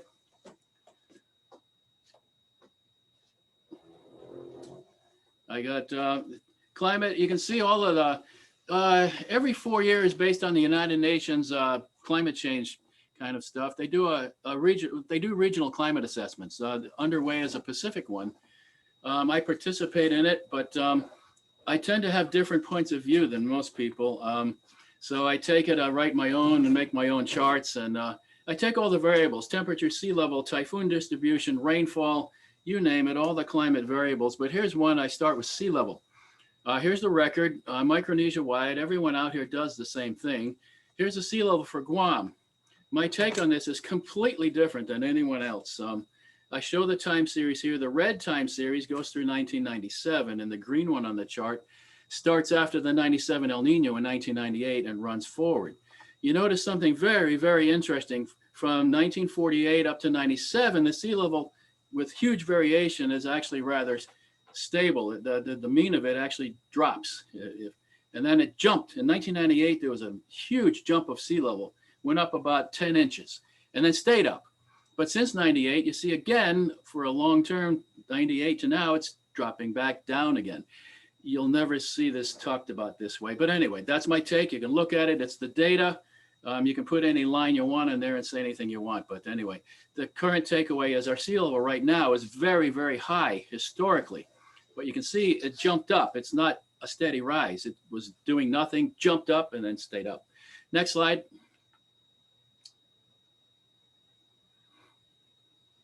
And the reason, out here in the Western Pacific, we are a world leader in sea level rise. That 10-inch rise that took place in 98 puts us at the head of the, back one, there it is. The top one there shows the, yeah, that's the one. The sea level in the Western Pacific in the red, very, very high sea level for the last 15 years. And there's a reason for it. It's not melting ice. It's not heating up. It's whatever. It's the trade winds got stronger. The bottom chart shows the red and green are the sea level, and the blue is the Pacific trade winds. When the blue is high, the trade winds are stronger. When the blue is down, the trade winds are weaker. And you see the sea level out here, almost like a glove, just rises and falls with the trade winds. And you notice in 1998, the trade winds also did a step function jump up. And when the trade winds got stronger after the 97 El Nino and continued kind of strong, they just set up the sea level higher. So that's the actual reason for our high sea levels now. It's not climate change, unless the trade winds getting stronger are themselves part of climate change. So you see how the argument gets tedious after a while. But the actual reason for our high sea levels over the last 20 years trade winds. Trade winds got stronger and the sea level jumped up quite significantly, 10 inches higher than it used to be. Okay, next slide. Now, since I can talk an hour, you're gonna have to push the ejection seat if I go over my 10 minutes. So the boss has got the timer. Now here's the sea level projections. Everyone runs out here with projections all the time and tells you it's gonna go up this much, this. Here's just some things. I did my own trend analysis. The black one, the red one is the Hawaii PERCA regional climate assessment. The red line is the sort of the just continuing current trends. Now, if it accelerates anymore, like the United Nations says, it'll do the green line, plus 3 feet, a meter by 2100. So you can visualize how we have to get at the end of this century from where we are now. The purple line is something they actually mentioned in the climate assessment, that if worst case scenario, a whole bunch of ice melts, whatever, sea level might go up 8 feet. So that's the purple line. I put it on there just so you can see what to visualize when somebody makes a projection. What are you saying? If you say 3 feet, it's the green line. If you say 8 feet, it's the purple line. I deliberately made it run off the chart and go up into the text. So we got a long way to go. And now, is that possible? Who knows? You'd have something pretty extraordinary would have to happen to do that. Okay, anyway, I'll leave sea level for now and go to the next one, please. Next slide. Pacific Island Region Climate Assessment, rainfall. Everyone wants to know, especially the water, are we going to get drier, wetter? Are we going to get more storms, less storms, heavier rain, and so forth? There's no shortage of projections on all this kind of stuff.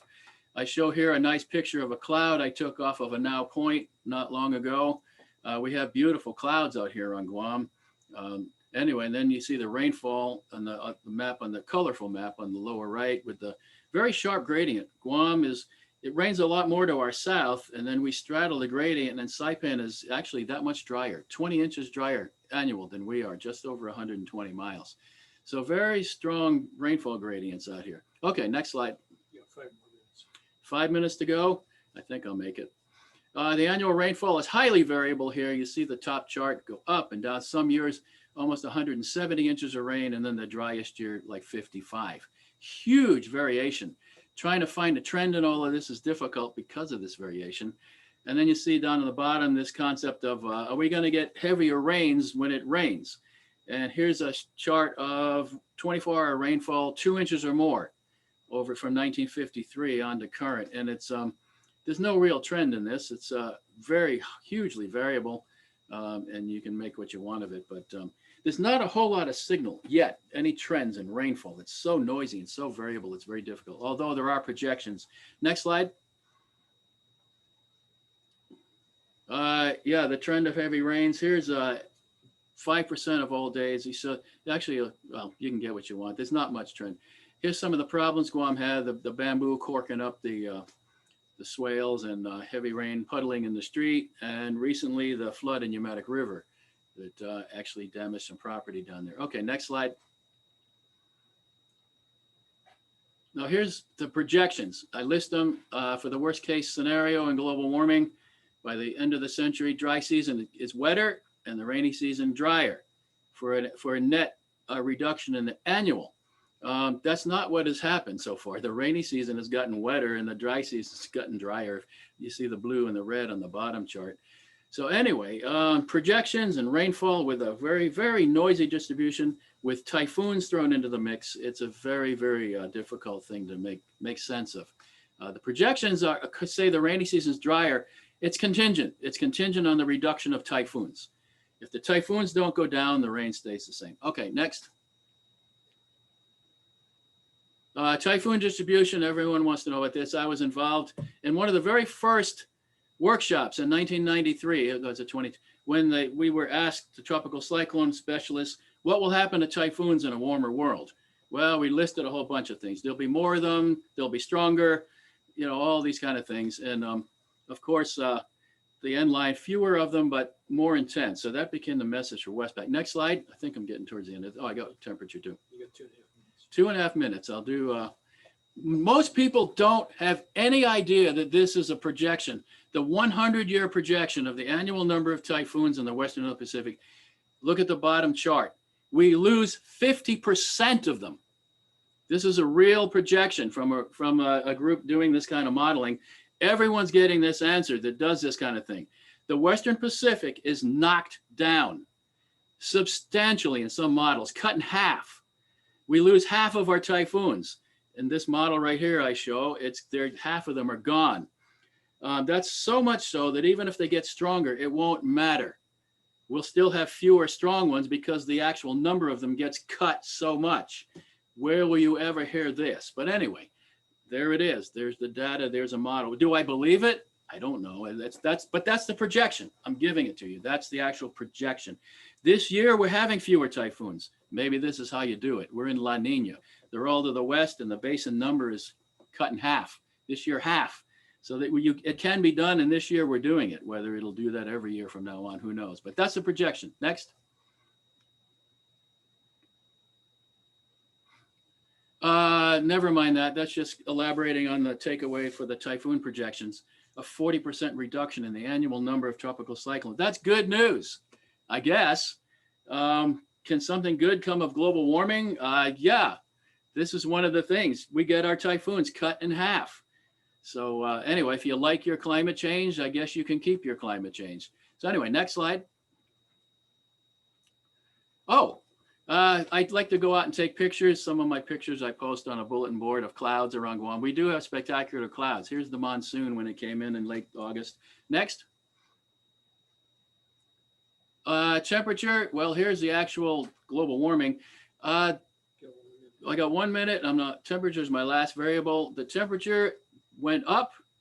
We're higher by a bit. You can see there's the data. There's been a lot of processing of this data. If you take the raw data, you're going to get the wrong answer.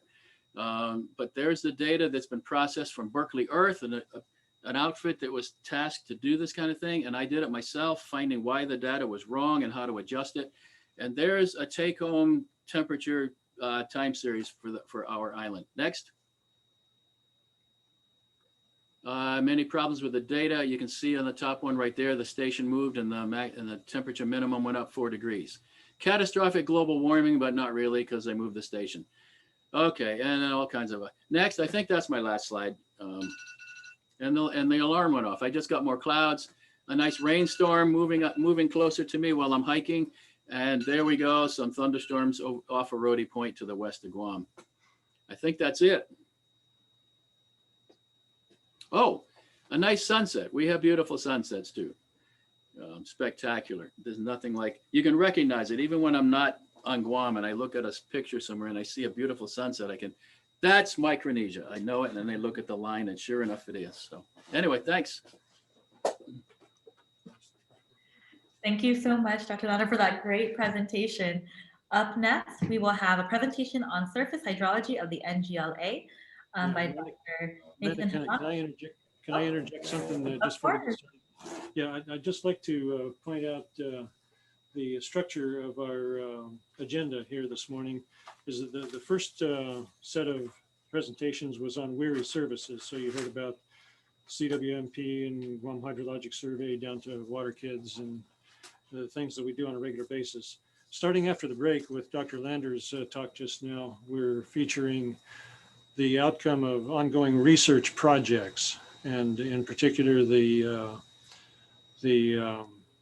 most recently undertaken research projects. So, and some that have just concluded. We're going to have more of those. Will continue next Thursday. So. The stuff from the break down to the AWWA portion of the agenda here this morning is featured research projects. Thanks so much for that, Dr. Jensen. Up next, we're going to go ahead and spotlight Dr. Habana and Dr. Heights for their presentation on surface hydrology of the NGLA, or as Dr. Jensen mentioned, which is in the realm of water supply research. Thank you, and Hafade. Living on top of our aquifer has been quite a convenience, sensible and economical for the access, production, and distribution of utility water. I'm working with Dr. Heights and Dr. Jensen to produce a technical report and map set of the surface hydrology of the northern Guam Lens aquifer. This product will serve as one of our first line go-to map for identifying vulnerable areas determining aquifer protection strategies as we further develop or even redevelop a top of our aquifer. First, next slide, please. First, let me thank our SVP Provost, Dr. Anita Enriquez. When the lockdown meant we had to teach online, I had to think fast, so I couldn't miss a beat. So I propped up this online writing gizmo version 1.0. Technology is so fast these days. The week after, I upgraded to version 2.0. Next slide, please. There it is. Then our SVP got me this, quite a tool for writing clearly and quickly on a whiteboard under a right picture there. It also let me explore drawing the scissors fault in the NGLA in the next, I'll show in the next slide, please.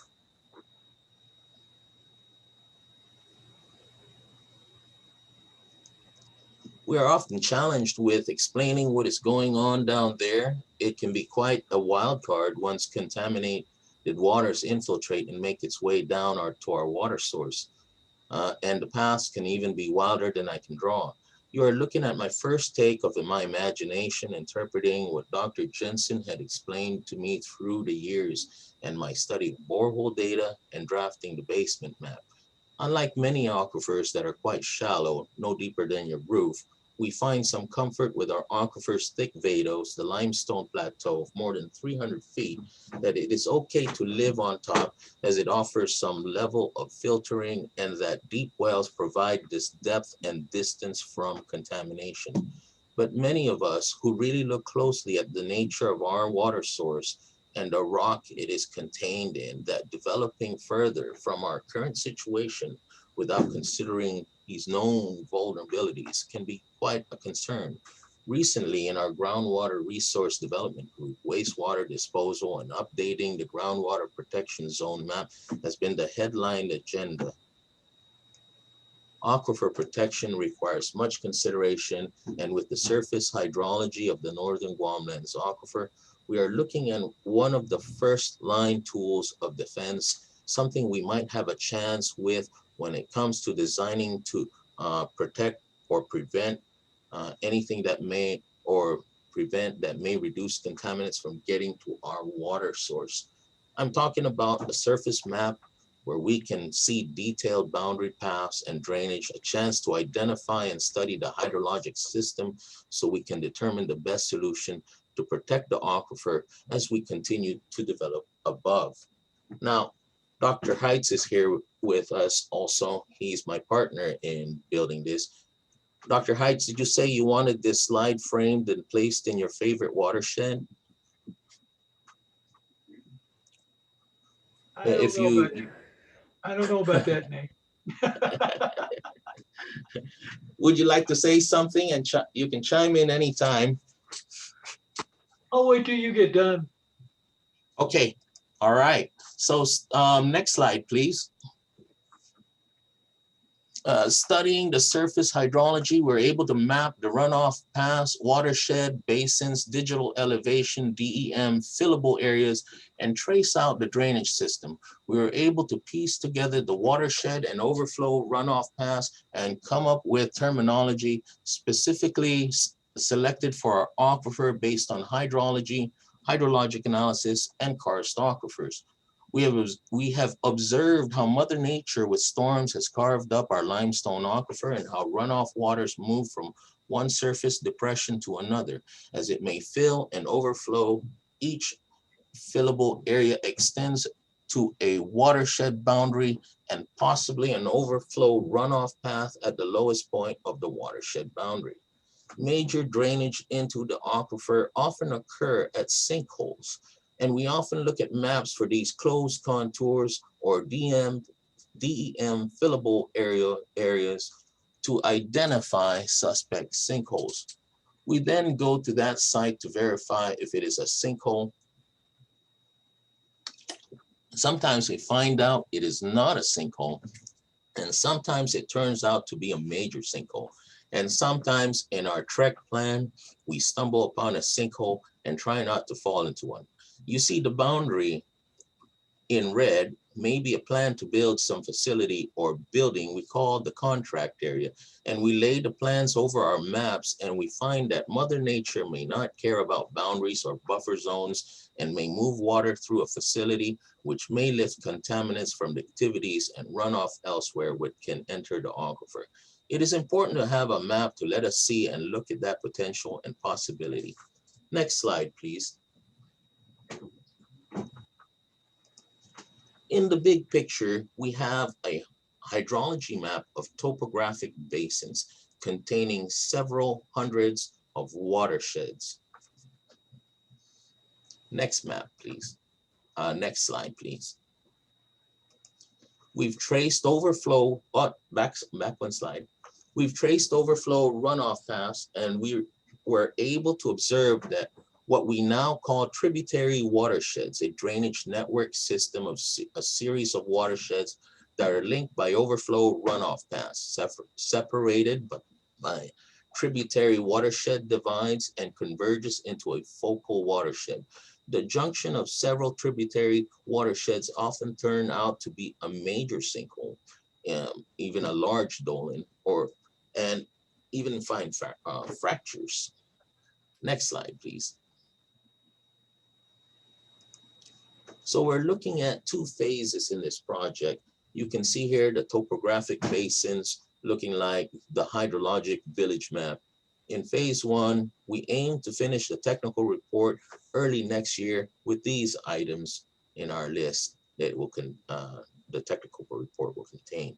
If we can pull off the workshop next year, we will definitely have this on the agenda. And so here's a close-up of one of our possible map layouts. Next, please. There it is. Next slide, please.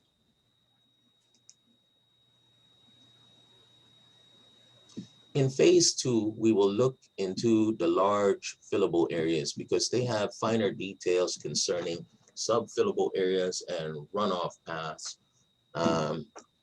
We will also aim to map the tributary watershed divides and the tributary watershed. We will also include the wellhead protection zone. Ultimately, next slide, please. Ultimately, we would like to have this layer fused with the NGLA map. Been trying out some ideas for piecing that together. And so, next. Again, these maps will be useful for storm drain management, design, and aquifer protection. Dr. Heitz? Yeah, I'll make a couple of comments. In the past, closed contour depressions determined from topographic maps were used to define areas where surface rainfall runoff might make its way to the northern Guam lands aquifer. This study improved the definition of these closed contour depressions using geospatial analysis applied to the latest LIDAR-based elevation data. The analysis also showed that during high rainfall events, there can be hydrologic connection between closed contour depressions. We never recognized that before, actually. We knew it was there, but we didn't know where it was. These connections can alter how previously assumed paths of surface flow and accompanying possible contamination get into the aquifer. So that's really the importance of this study. What's going on, how the water is flowing across the surface, and how contaminants could get into the aquifer from these flows. And this is especially important during those times that Mark was just talking about, when the typhoons pass by and we get 20 to 24 inches of rain once in a while. So that's Any my questions? take on it. Yes, any other questions? Thank you. Thank you. Thanks so much. Thank you, Dr. Heights. At this time, before we move on to our next presentation, I do want to acknowledge our Senior Vice President and Provost, Dr. Anita Borja Enriquez. Thank you so much, Dr. Enriquez, for joining us today. With that said, we're going to go ahead and set up for the next presentation, which will be the rehabilitation of the Santa Rita Spring, presented by Mr. Paul Berg and Dr. John Jensen. We'll go ahead and transition that now. As we transition, I also do want to acknowledge our president, Dr. Thomas Kreis, who is logging in as well. Thank you for joining us as well, Dr. Kreis.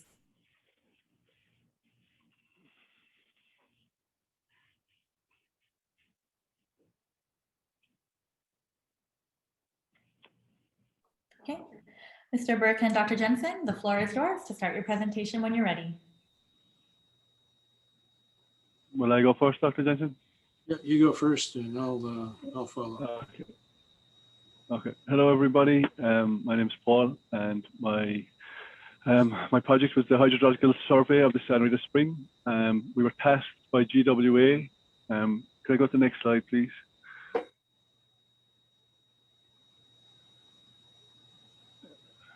Next slide. So we were tasked by GWA to evaluate the existing system of the Santa Rita site to see how effectively it's working.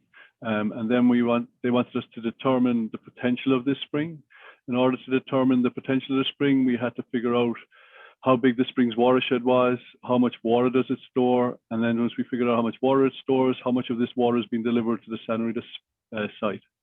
Once we figured that out, they wanted us to recommend some sort of engineering solution to capture this water.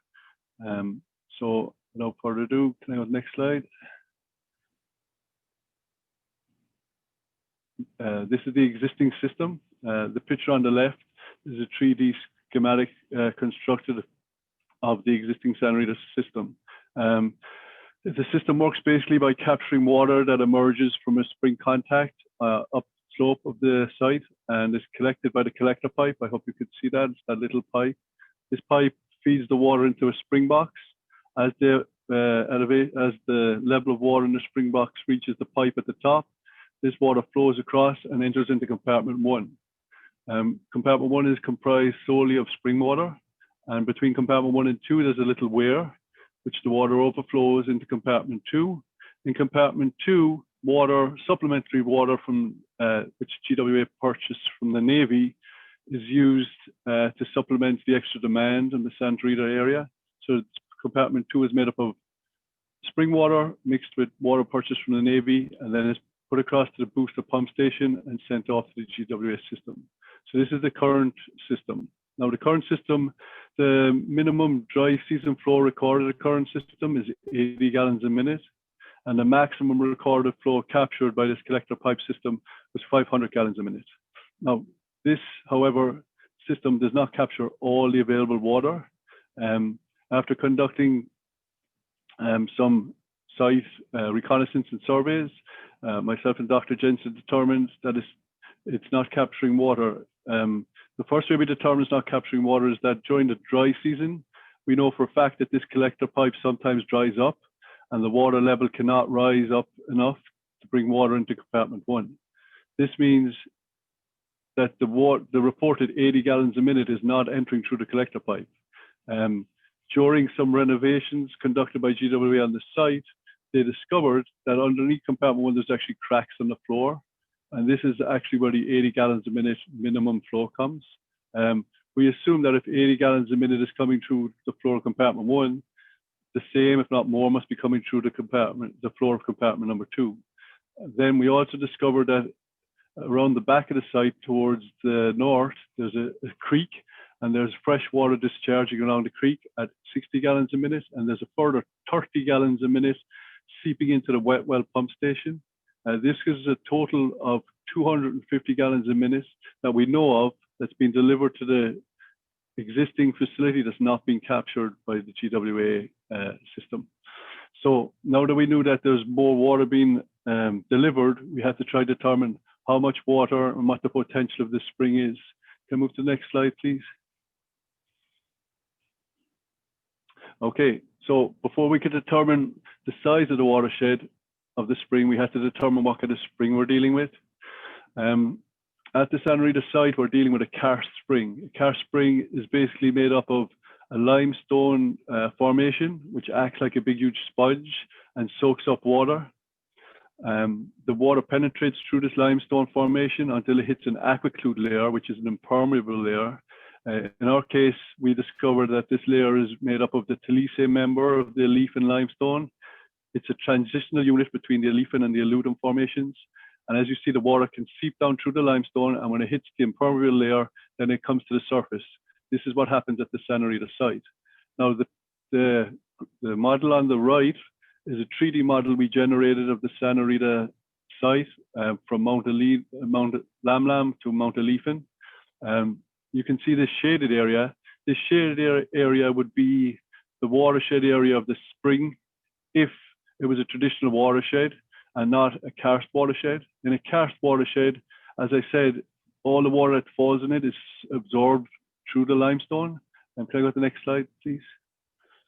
But luckily for us, in 1984, the USGS conducted an electromagnetic survey to determine the depth of this Aleafin limestone. We were able to take this data, and with Dr. Havana's help and some ArcGIS magic, next slide, please, we were able to remove the limestone cap and reveal the basement layer or the aquiclude layer of the spring. This is the layer that actually controls or defines the watershed area. And as you can see, the new watershed area is significantly bigger. It's actually 3 times bigger than the surface watershed area would have been. This gives us a total area of 6.2 square miles. Now that we know the size of the watershed area, we had to try to determine how much water enters this area. Next slide, please. To do this, we decided we'd go for a long-term or find the rain gauge that gave us a long range of data. The nearest rain gauge that gave us over a 10-year period so that we could have a long period of the precipitation patterns for the Santa Rita site was the USGS Fenner Reservoir Rain Gauge. Using this data, we were able to come up with the average annual rainfall of 110 inches, dry season of 35 inches, and the wet season of 86 inches. It's this wet season figure that is the most important figure, because it's not the 110, because in Guam, it's so hot and the vegetation is so thirsty that aquifer recharge only takes place during the wet season. And even at that, even during the wet season, 40% of the rainfall of the 85 inches is actually evapotranspirated or used up by the vegetation. Next slide, please. This leaves us with 51 inches of rain. This is the recharge to the watershed. Now that we know how much rain is falling in the watershed area and we know the area of the watershed, we're able to come up with the aquifer recharge rate, or the amount of water that fills up that could fill up the watershed of the spring. This works out at 553 million gallons a year, or an average of 1.5 million gallons a day. So this is the amount of water that falls within the Santa Rita Spring watershed area. Now, of this possible recharge, we estimate that 70% of this recharge actually emerges at the Santa Rita site as potential discharge. If you look at the map on the right, you'll see the average potential discharge of the site is 735 gallons a minute. Now we have the average, and we know that we know the expected minimum from our evaluation of the existing site was 250. Using a linear distribution, we were able to predict that the maximum discharge of the spring would be 1,220 gallons a minute. This is our expected range. So we expect during the dry season that the minimum spring discharge will be around 250 gallons a minute, and the average during the wet season will be 1,220 gallons a minute. Now that we know the size of the watershed and we know the potential of the spring, we had to try to figure out how this water is being delivered to the spring site itself and where it emerges at the surface. Next slide, please. In order to do this, And in order to figure out the plumbing of the site itself, we went ahead and we bought a portable drilling rig. I'll put portable in inverted commas because it's not very portable, but that's what it was sold to us as. After a lot of hard work, next slide, please. We managed to drill 11 boreholes ranging in depths from 20 feet to 90 feet. As you can see from the map, the boreholes with the yellow circles, they're actually drilled along the suspected contact zone where the spring emerges from the watershed. The ones in the triangles are just placed before the current structure, and the ones at the back in the blue are behind the current structure. As we drilled, we took samples every 2.5 feet, and these samples were analyzed, and from them we were able to generate, next slide please, this current, this 3D model, which shows the types of rock and units that we discovered. And we discovered the top one is artificial fill, then you've soft weathered saprolite, and it's the firm aquiclude saprolite is the aquiclude layer. This is the important one to remember. This ranges between 7 to 12 feet down. This is the layer that prevents the water from going any deeper. Now, after discovering these layers, we went in search of the geologic units on the surface to see how these actual different layers interact. Next slide, please. Thankfully for us, we were able to locate these layers. The location of this site is just outside the War and Pacific Museum, as you can see from the X. Next slide. The image on the left shows these layers. On top you have the leaf and limestone, and underneath you have the transitional unit, the Talise member. As you can see from the close-up on the right, as the leaf and limestone meets the transitional unit, there's a lot of conduits. We suspect that these features are to be found below the ground at the Santa Rita site. So in order to prove it, we put instruments into each of our boreholes, and these instruments recorded the behavior of the water levels. And when we saw a surge in rainfall, we were able to calculate and determine that the water was being delivered to the Santa Rita site through these conduits. We've identified many of them, even though they cannot be seen, obviously, but the results show that the type of flow we're dealing with is definitely conduit flow. So now that we knew the potential discharge of the spring, and we knew how it was being delivered through a multiple conduit system, we came up with this design recommendation to capture it. Next slide, please. Okay, so our first recommendation was the building of a cutoff wall. The important thing to remember with this cutoff wall is that it must be placed so that its base is below the aquiclude layer. This will prevent any water that's emerging from the spring seeping down beneath it. And to capture the water that's blocked up by this wall, we recommend putting a French drain at its base. This French drain, the placement of this French drain is very important. It must be placed as close, or if not touching, as many of the conduits that emerge from the site as possible. By doing this, we will maintain the highest possible conductivity and make it as efficient as possible at capturing the water discharging from the site. We also recommend placing a flow meter on this collector pipe system, just so that GW know exactly how the collection system is working. There's also more stuff, like we recommend wrapping the French drain in geocell, putting in cleanouts to prevent clogging. But I went into more detail at that in my bigger presentation. But for today, just know that we recommend a cutoff wall and a French drain to collect the water. Next slide, please. Now to bring this additional water that we plan on capturing up to the existing system, a new spring box will have to be constructed below the level of the inflowing collector pipe to prevent any back pressure being placed on the system. To raise the water out of this collector system and put it into the existing system, we recommend using a dual pumping system.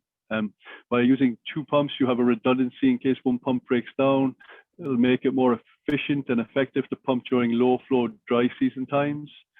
So this is basically it. Next slide, please. So the project summary, we were asked to evaluate the existing facility. How much water is the current facility capturing from a hydrograph analysis we did, we reckon it's capturing about 58% of the available water. How much of the water that's getting delivered to the site is not being captured? From our study of the site, we estimate that there's at least 250 gallons more being delivered to the site that's not being captured. And from our watershed evaluation, we determined that the watershed is 6.2 square miles, and that the potential spring discharge budget is between 250 to 1,220 gallons a minute. And to collect this additional water, we propose constructing a cutoff wall with a French drain and a spring box. Next slide, please. That's it. Anyone have any questions? I'll just add real quickly that I'm particularly proud of this project and the outcome, because it's a great demonstration of the kind of service that WERI can provide to the local community. We did this project for GWA under a contract with GWA. And as you can see from the kinds of study and the kind of work that Paul did, and this, by the way, constituted his master's thesis. It was a professional thesis.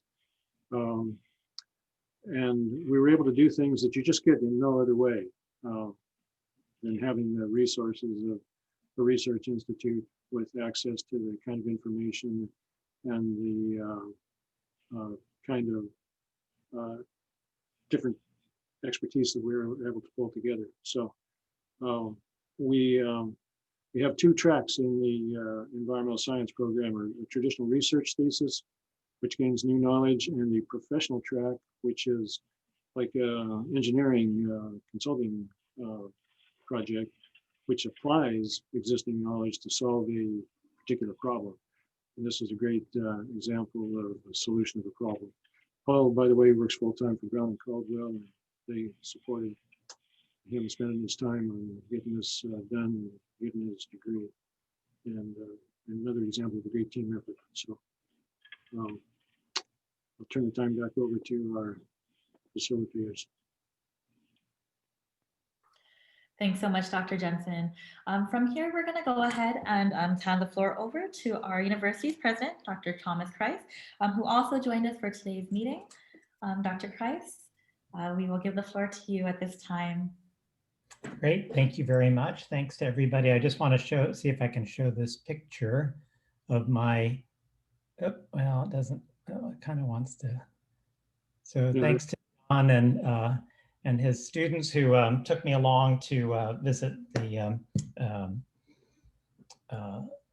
Azuzu cave, and got to check that out. So that was very nice. So I know you're running a little bit long, so I'll try to keep it short. But I do want to just say that how pleased I am to have this tremendous partnership that WERI represents, and to also just remind the advisory council and our partners that the university's in the beginning stages of a 5-year strategic plan titled Para Hulo, or Ever Upward, which is the Chamorro for the Latin motto of the university, which is Excelsior, is Latin for Ever Upward.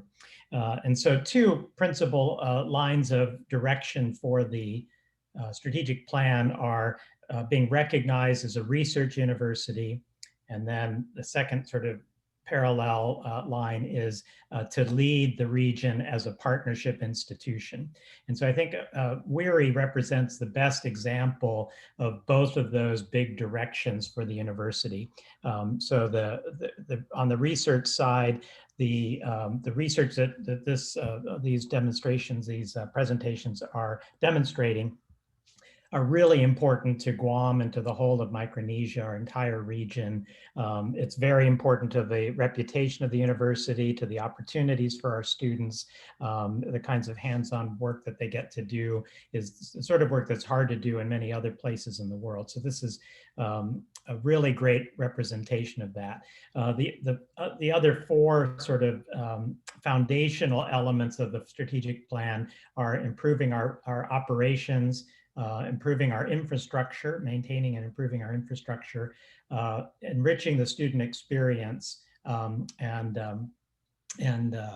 also being a model of operations for all of Guam and the region. And so WERI on all of these levels is a representation of the direction that we want the whole university to go. Even in terms of developing alternative sources of revenue, WERI is leading with the water testing. And the water testing has this advantage to WERI and to the university of broadening revenue streams. It has this great advantage to partners in the region because they get accurate test results much faster and cheaper than they would under the previous system of having to ship it all off island. There are opportunities for employment and for students to engage in research regarding the testing and so on. So it really is a great example. And then you might have already heard too that we're working on trying to get WERI a new building, and we have knock on wood and fingers crossed, it's looking pretty good for getting some funding to build a new building, a dedicated building for WERI up in the Dean Circle area. And so that's also very good. And then WERI is also critical certainly in our environmental science program and in all of the environmental initiatives that we have in Guam, for the Guam Green Growth Initiative, for the Climate Change Resilience Commission of the government, for the Center for Island Sustainability, for all of those. And then as we all are working on trying to crawl out of our pandemic recession, thinking about the future economy, the future of the island, the future of the region, I think WERI and the partners for WERI really should be a major player in imagining our future and how we sustain it in terms of our infrastructure, maintaining our environment, and so on. So I really do. I often hold up. I'm sort of like a parent with multiple children and telling some of the children to be more like your older sister. So WERI is the older sister who's doing a great job, and I'm so pleased to have the partnership and the breadth of expertise from our partners is really impressive. And of course, for WERI to be listed among the 12 best of the water and environmental research institutes in the whole country, out of 56 of them in the whole country, is a further testament to how excellent this organization is, and including all of the partners in Guam and the region. So congratulations to WERI, to the Advisory Council, to all the partners for being one of the really bright spots in a challenging year. This has been a challenging year in many ways, but the great work of WERI and all of the partners is carrying on and giving us all a bright spot and an upbeat sort of thing to look forward to. So thank you very much indeed, and congratulations, and Biba WERI. Thank you, President. We'll do our best to live up to your endorsement.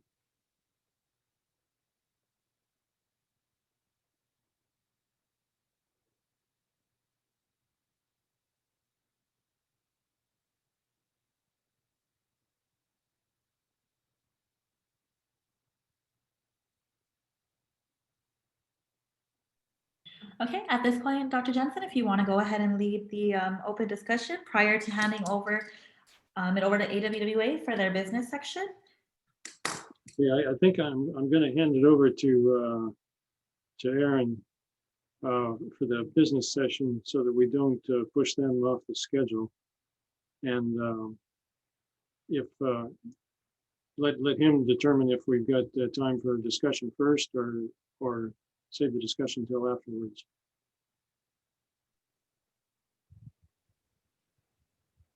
Either way, Dr. Jensen, I promise I won't take too much time. So I could go first, and then just what time we have left, maybe leave for discussion. Does that sound like a good plan? How much time do you think you need? 5 minutes. 5 minutes. Okay. You're on. Let's go for 5 minutes, and that'll leave us about 15 minutes for discussion before we all check up. Okay, great. I promise again, I won't take very much time. I thought all the presentations were great.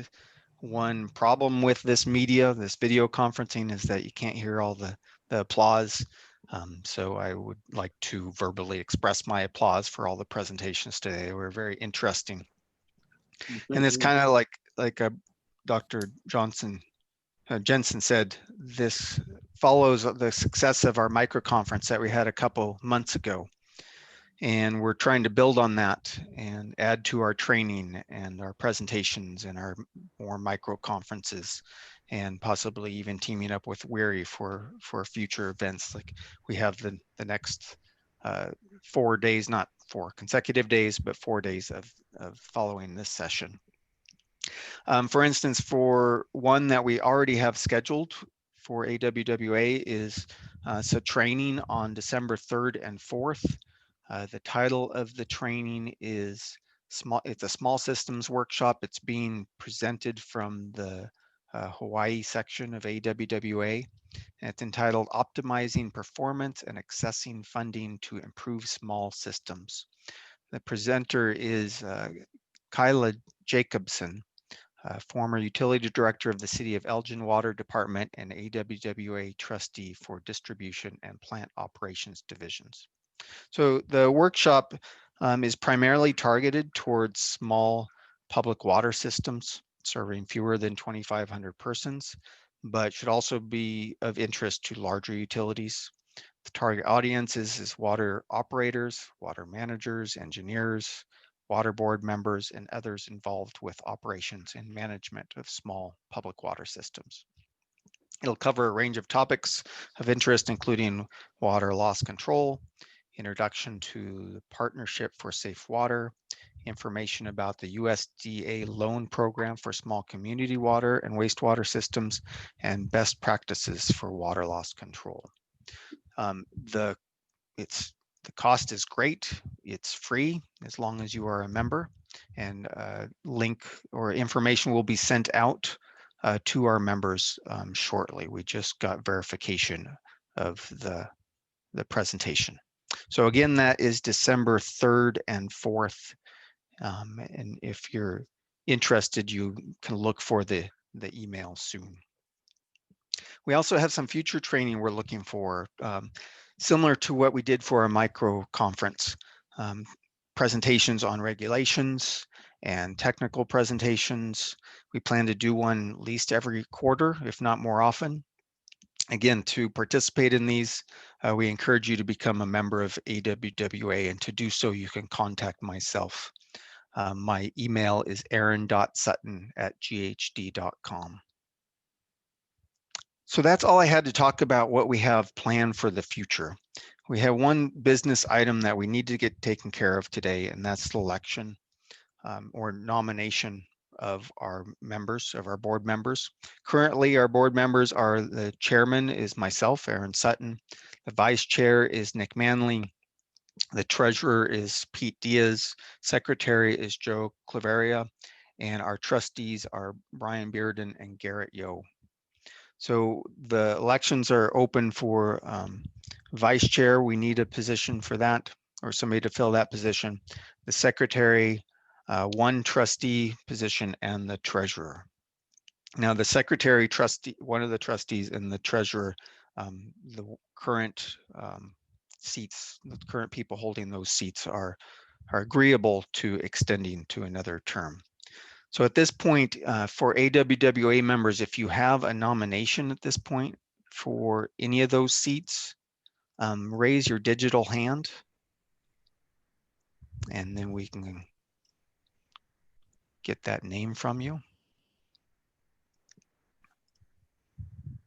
And if there are none and you think of some later, you can also email it. Yes. This is Ken, a member of AWWA. I'd like to nominate Vanji Luhan for the position of vice chair. Thank you, Ken. Do we have a second for that? This is Pete. I second that motion. Thank you, Pete. Do we have any other nominations for vice chair, secretary, treasurer, or the trustee?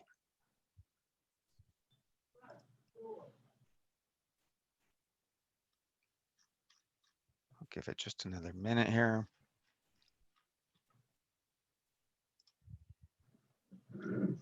Okay.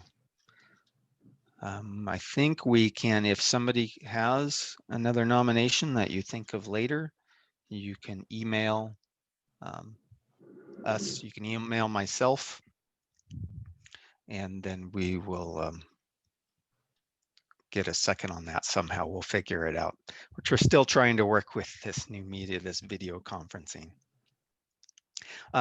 Once we have a completed ballot, we're planning for tomorrow. So if you have a nomination, please send it today. We will email a ballot out just to AWWA members, and then we'll share the results of that ballot. Did I miss anything else, Ken? No, I think you hit it. Thank you. Okay, great. Okay, see, Dr. Jensen, I told you I'd be quick. You were true to your word, thank you. We'll give it back to you. Okay, thanks, Aaron. Yeah. Well, I certainly want to start out by thanking President Kreis for joining us and for his confidence in WERI. And like I say, we'll do our best to make Dad proud here. So we've got 15 minutes until our scheduled end time. So I'd like to invite people to I guess I'll have Amanda mediate this. I'll turn it over to her. But this is time to ask questions. You can use the chat feature too. And I found that real helpful for those of you that are familiar with it. There's a little icon at the bottom. And you can put your question in chat, and the person that can best answer that question can find it and either come on the screen and answer it verbally, or can answer it by chat. We use that even especially in teaching online. I've found it's really useful in classroom discussions too. So we're figuring out this technology. So I don't want to use up any more of the limited amount of time we've got, but I'd invite you to ask questions of our researchers and all the people you heard from today. And again, thanks to everybody for joining us. We had people, all the professional community, and I'll say more at the very end when we sign off. But thanks to everybody, and especially the policymakers and leadership of the island that joined us. And I'll turn the time back to our facilitators here to manage the technical aspects of our medium here. Perfect. Thank you so much, Dr. Jensen. We'll go ahead and go to the first question I'm seeing on the chat from Ms. Vanji Lujan, AWWA. I believe this is to Mr. Paul Burke, as it came up during his presentation. Do caves also act as connection to the aquifer? How concerned should we be about protection of depressions and caves about the aquifer? So I'll go ahead and throw that question out to Mr. Burke, and I believe to you too, Dr. Jensen. Is Paul still signed on? Yeah, Dr. J is still here. Yeah. Let me help him out here just a little bit. Paul showed you the little miniature caves at the contact between the limestone and the underlying non-limestone member. And one of the features that we documented here is how these are not caves in this sense that they're big enough for a person to go in and crawl around through, but they're caves at the scale of an aquifer. And so it's more like a system of pipes. But the short answer to Vanji's question is, yes, caves are a very important part of an aquifer, of a karst aquifer system, and where you have sinkholes that are delivering water to swallow holes that are entering cave systems, you have an open channel right down to the waterlands. And it's one of the reasons that GUAM EPA has regulation in the books to have sinkholes managed and understood whenever there's new construction and wherever stormwater is being disposed of.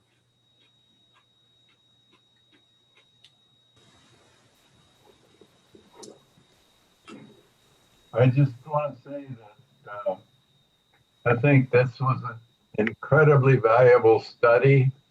It's something that GWA wanted done really badly, and we found the right people to do it. We knew that in advance. I mean, we didn't have to find them. And I also want to say that the relationship between WERI and GWA, and actually WERI and the general community, is a truly exceptionally valuable one. And the more support we can give it than ever. And GWA also supports the expansion of the WERI laboratory. So one of the most critical things is the fact that we have access to QA/QC time on samples. Because getting some from here to the mainland to a contract laboratory before it expires or before it gets too warm from an ice chest is an incredibly difficult task. And it's 3/4 of the effort that our guys do with the things that we have to send to the mainland. So this is a for sure customer. Thank you, Paul. Yeah, I'd like to point out that when I go to conferences of the WERI directors from around the country, the other 53, and when I tell them about the relationship that we have with our local water utility and how we do projects like this one that you just saw, they're just astounded that we are involved in hands-on advice and work with their engineers and planners and managers, because it's not the rule. It's a real exception. And I think my predecessors, Dr. Heitz and Dr. Kay, can probably vouch for that. I like to put out a shout out for the directors that have gone before me.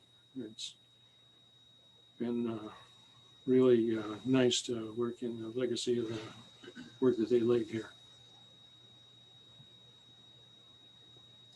Dr. Denton, Dr. Segrist, all of them.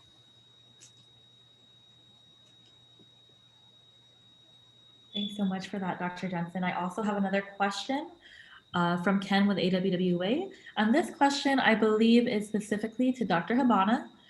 What storm size is estimated to cause the shift from one closed contour to another?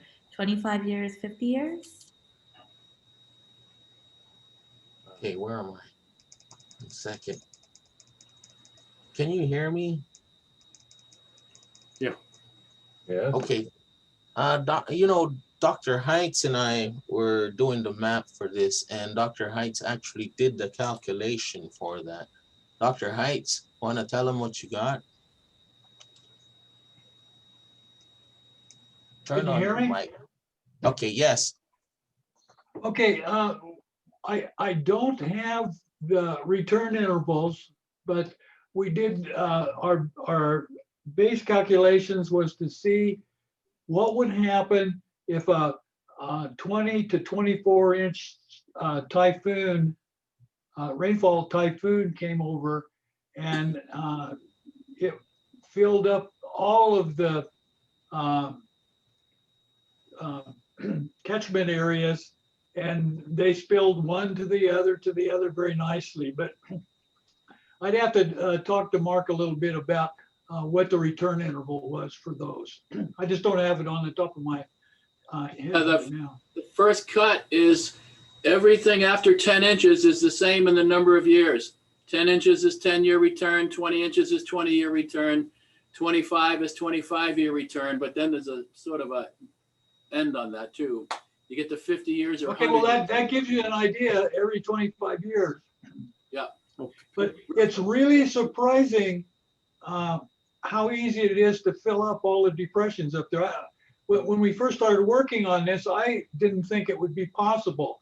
But if you let the GIS do the math, it can very easily fill them up. And in the real world, we've seen these big storms come through and there's water everywhere up there. Your lakes. The Typhoon Pamela put down, what was it, 24 inches in 24 hours? 30, 31.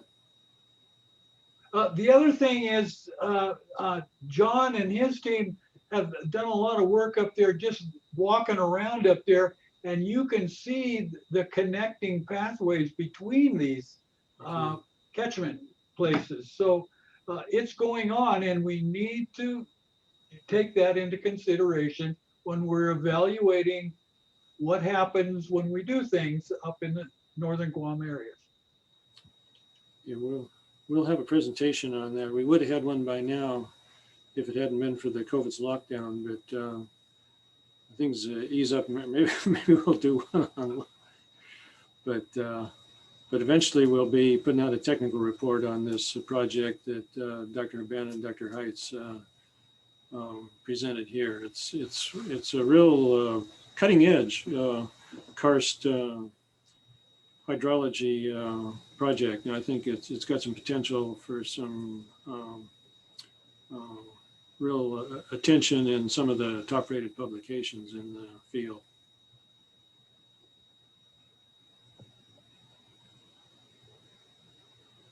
More questions? I don't have a question, but I do want to share a comment made by our senior vice president and provost, Dr. Nina Borja Enriquez. She mentioned Dr. Jensen and Team WERI have been phenomenal in their relevant, aligned support of our islands and regions needs with critical partners. So kudos to Dr. Jensen and Team WERI. I did want to share that comment from the chat. Well, thanks again. We're privileged to have good leadership that has a strategic vision, and all we have to do is kind of stay behind and keep up.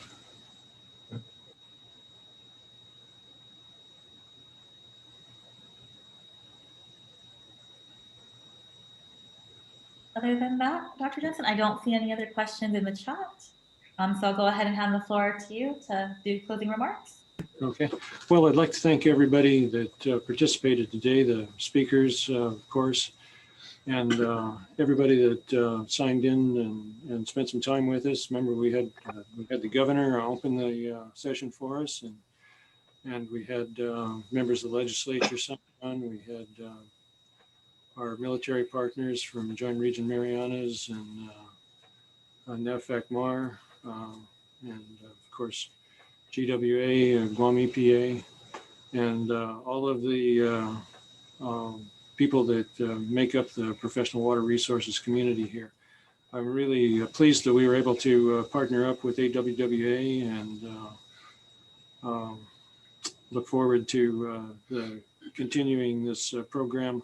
On Thursday, we're going to hold the CNMI meeting, but everybody from Guam that's or FSM, everybody that's signed on is invited to join that and learn about some of the things that we're doing on CNMI that are of general interest. And then the next Tuesday, we'll be doing the same with our FSM partners. And then the following Thursday on the 29th, we'll return to Guam for part 2. And you'll hear, especially from our current students, about the projects that Dr. Habana highlighted in his presentation from Guam Hydrologic Survey. And we'll be talking about our future plans and soliciting your advice and suggestions. So thank you to everybody that came today. I'm sorry I can't serve you lunch today like we usually do at these. We meet for a buffet and have lunch together, and we accomplish a lot around the table when we're chatting and visiting informally. And so, like Aaron said, and in spite of the disadvantages of this electronic media, there are some advantages, so we just have to focus on those and take care of it and do our best to utilize them. So with that said, I'd like to thank everybody again for participating and wish you all the best for the rest of the day. And we'll see at least some of you again on Thursday. So thanks again for coming, and we'll see you all later. Thank you everyone for joining us for day one of the WERI Advisory Council meeting. We will also send you an email shortly reminding you about Thursday's meeting as well as with the agenda. And we will also send you, and in case you missed it, email that recaps some of the highlights today, including a link to the WERI Water Quality Lab video that was unveiled today. We hope to see everybody this coming Thursday and for the remaining 3 days of the Advisory Council meetings. Once again, thank you for joining us, and we look forward to seeing you. Have a great rest of your day. Viva WERI, Viva UOG. And Viva Glee. Thanks again. Final shout out to Amanda and Michelle and the rest of their team for making this happen. Thank you, sir. And we'll see everybody next meeting this Thursday. Okay, I'll let Amanda pull the plug on the whole meeting. That's the easiest. I never know how to end these things. Everybody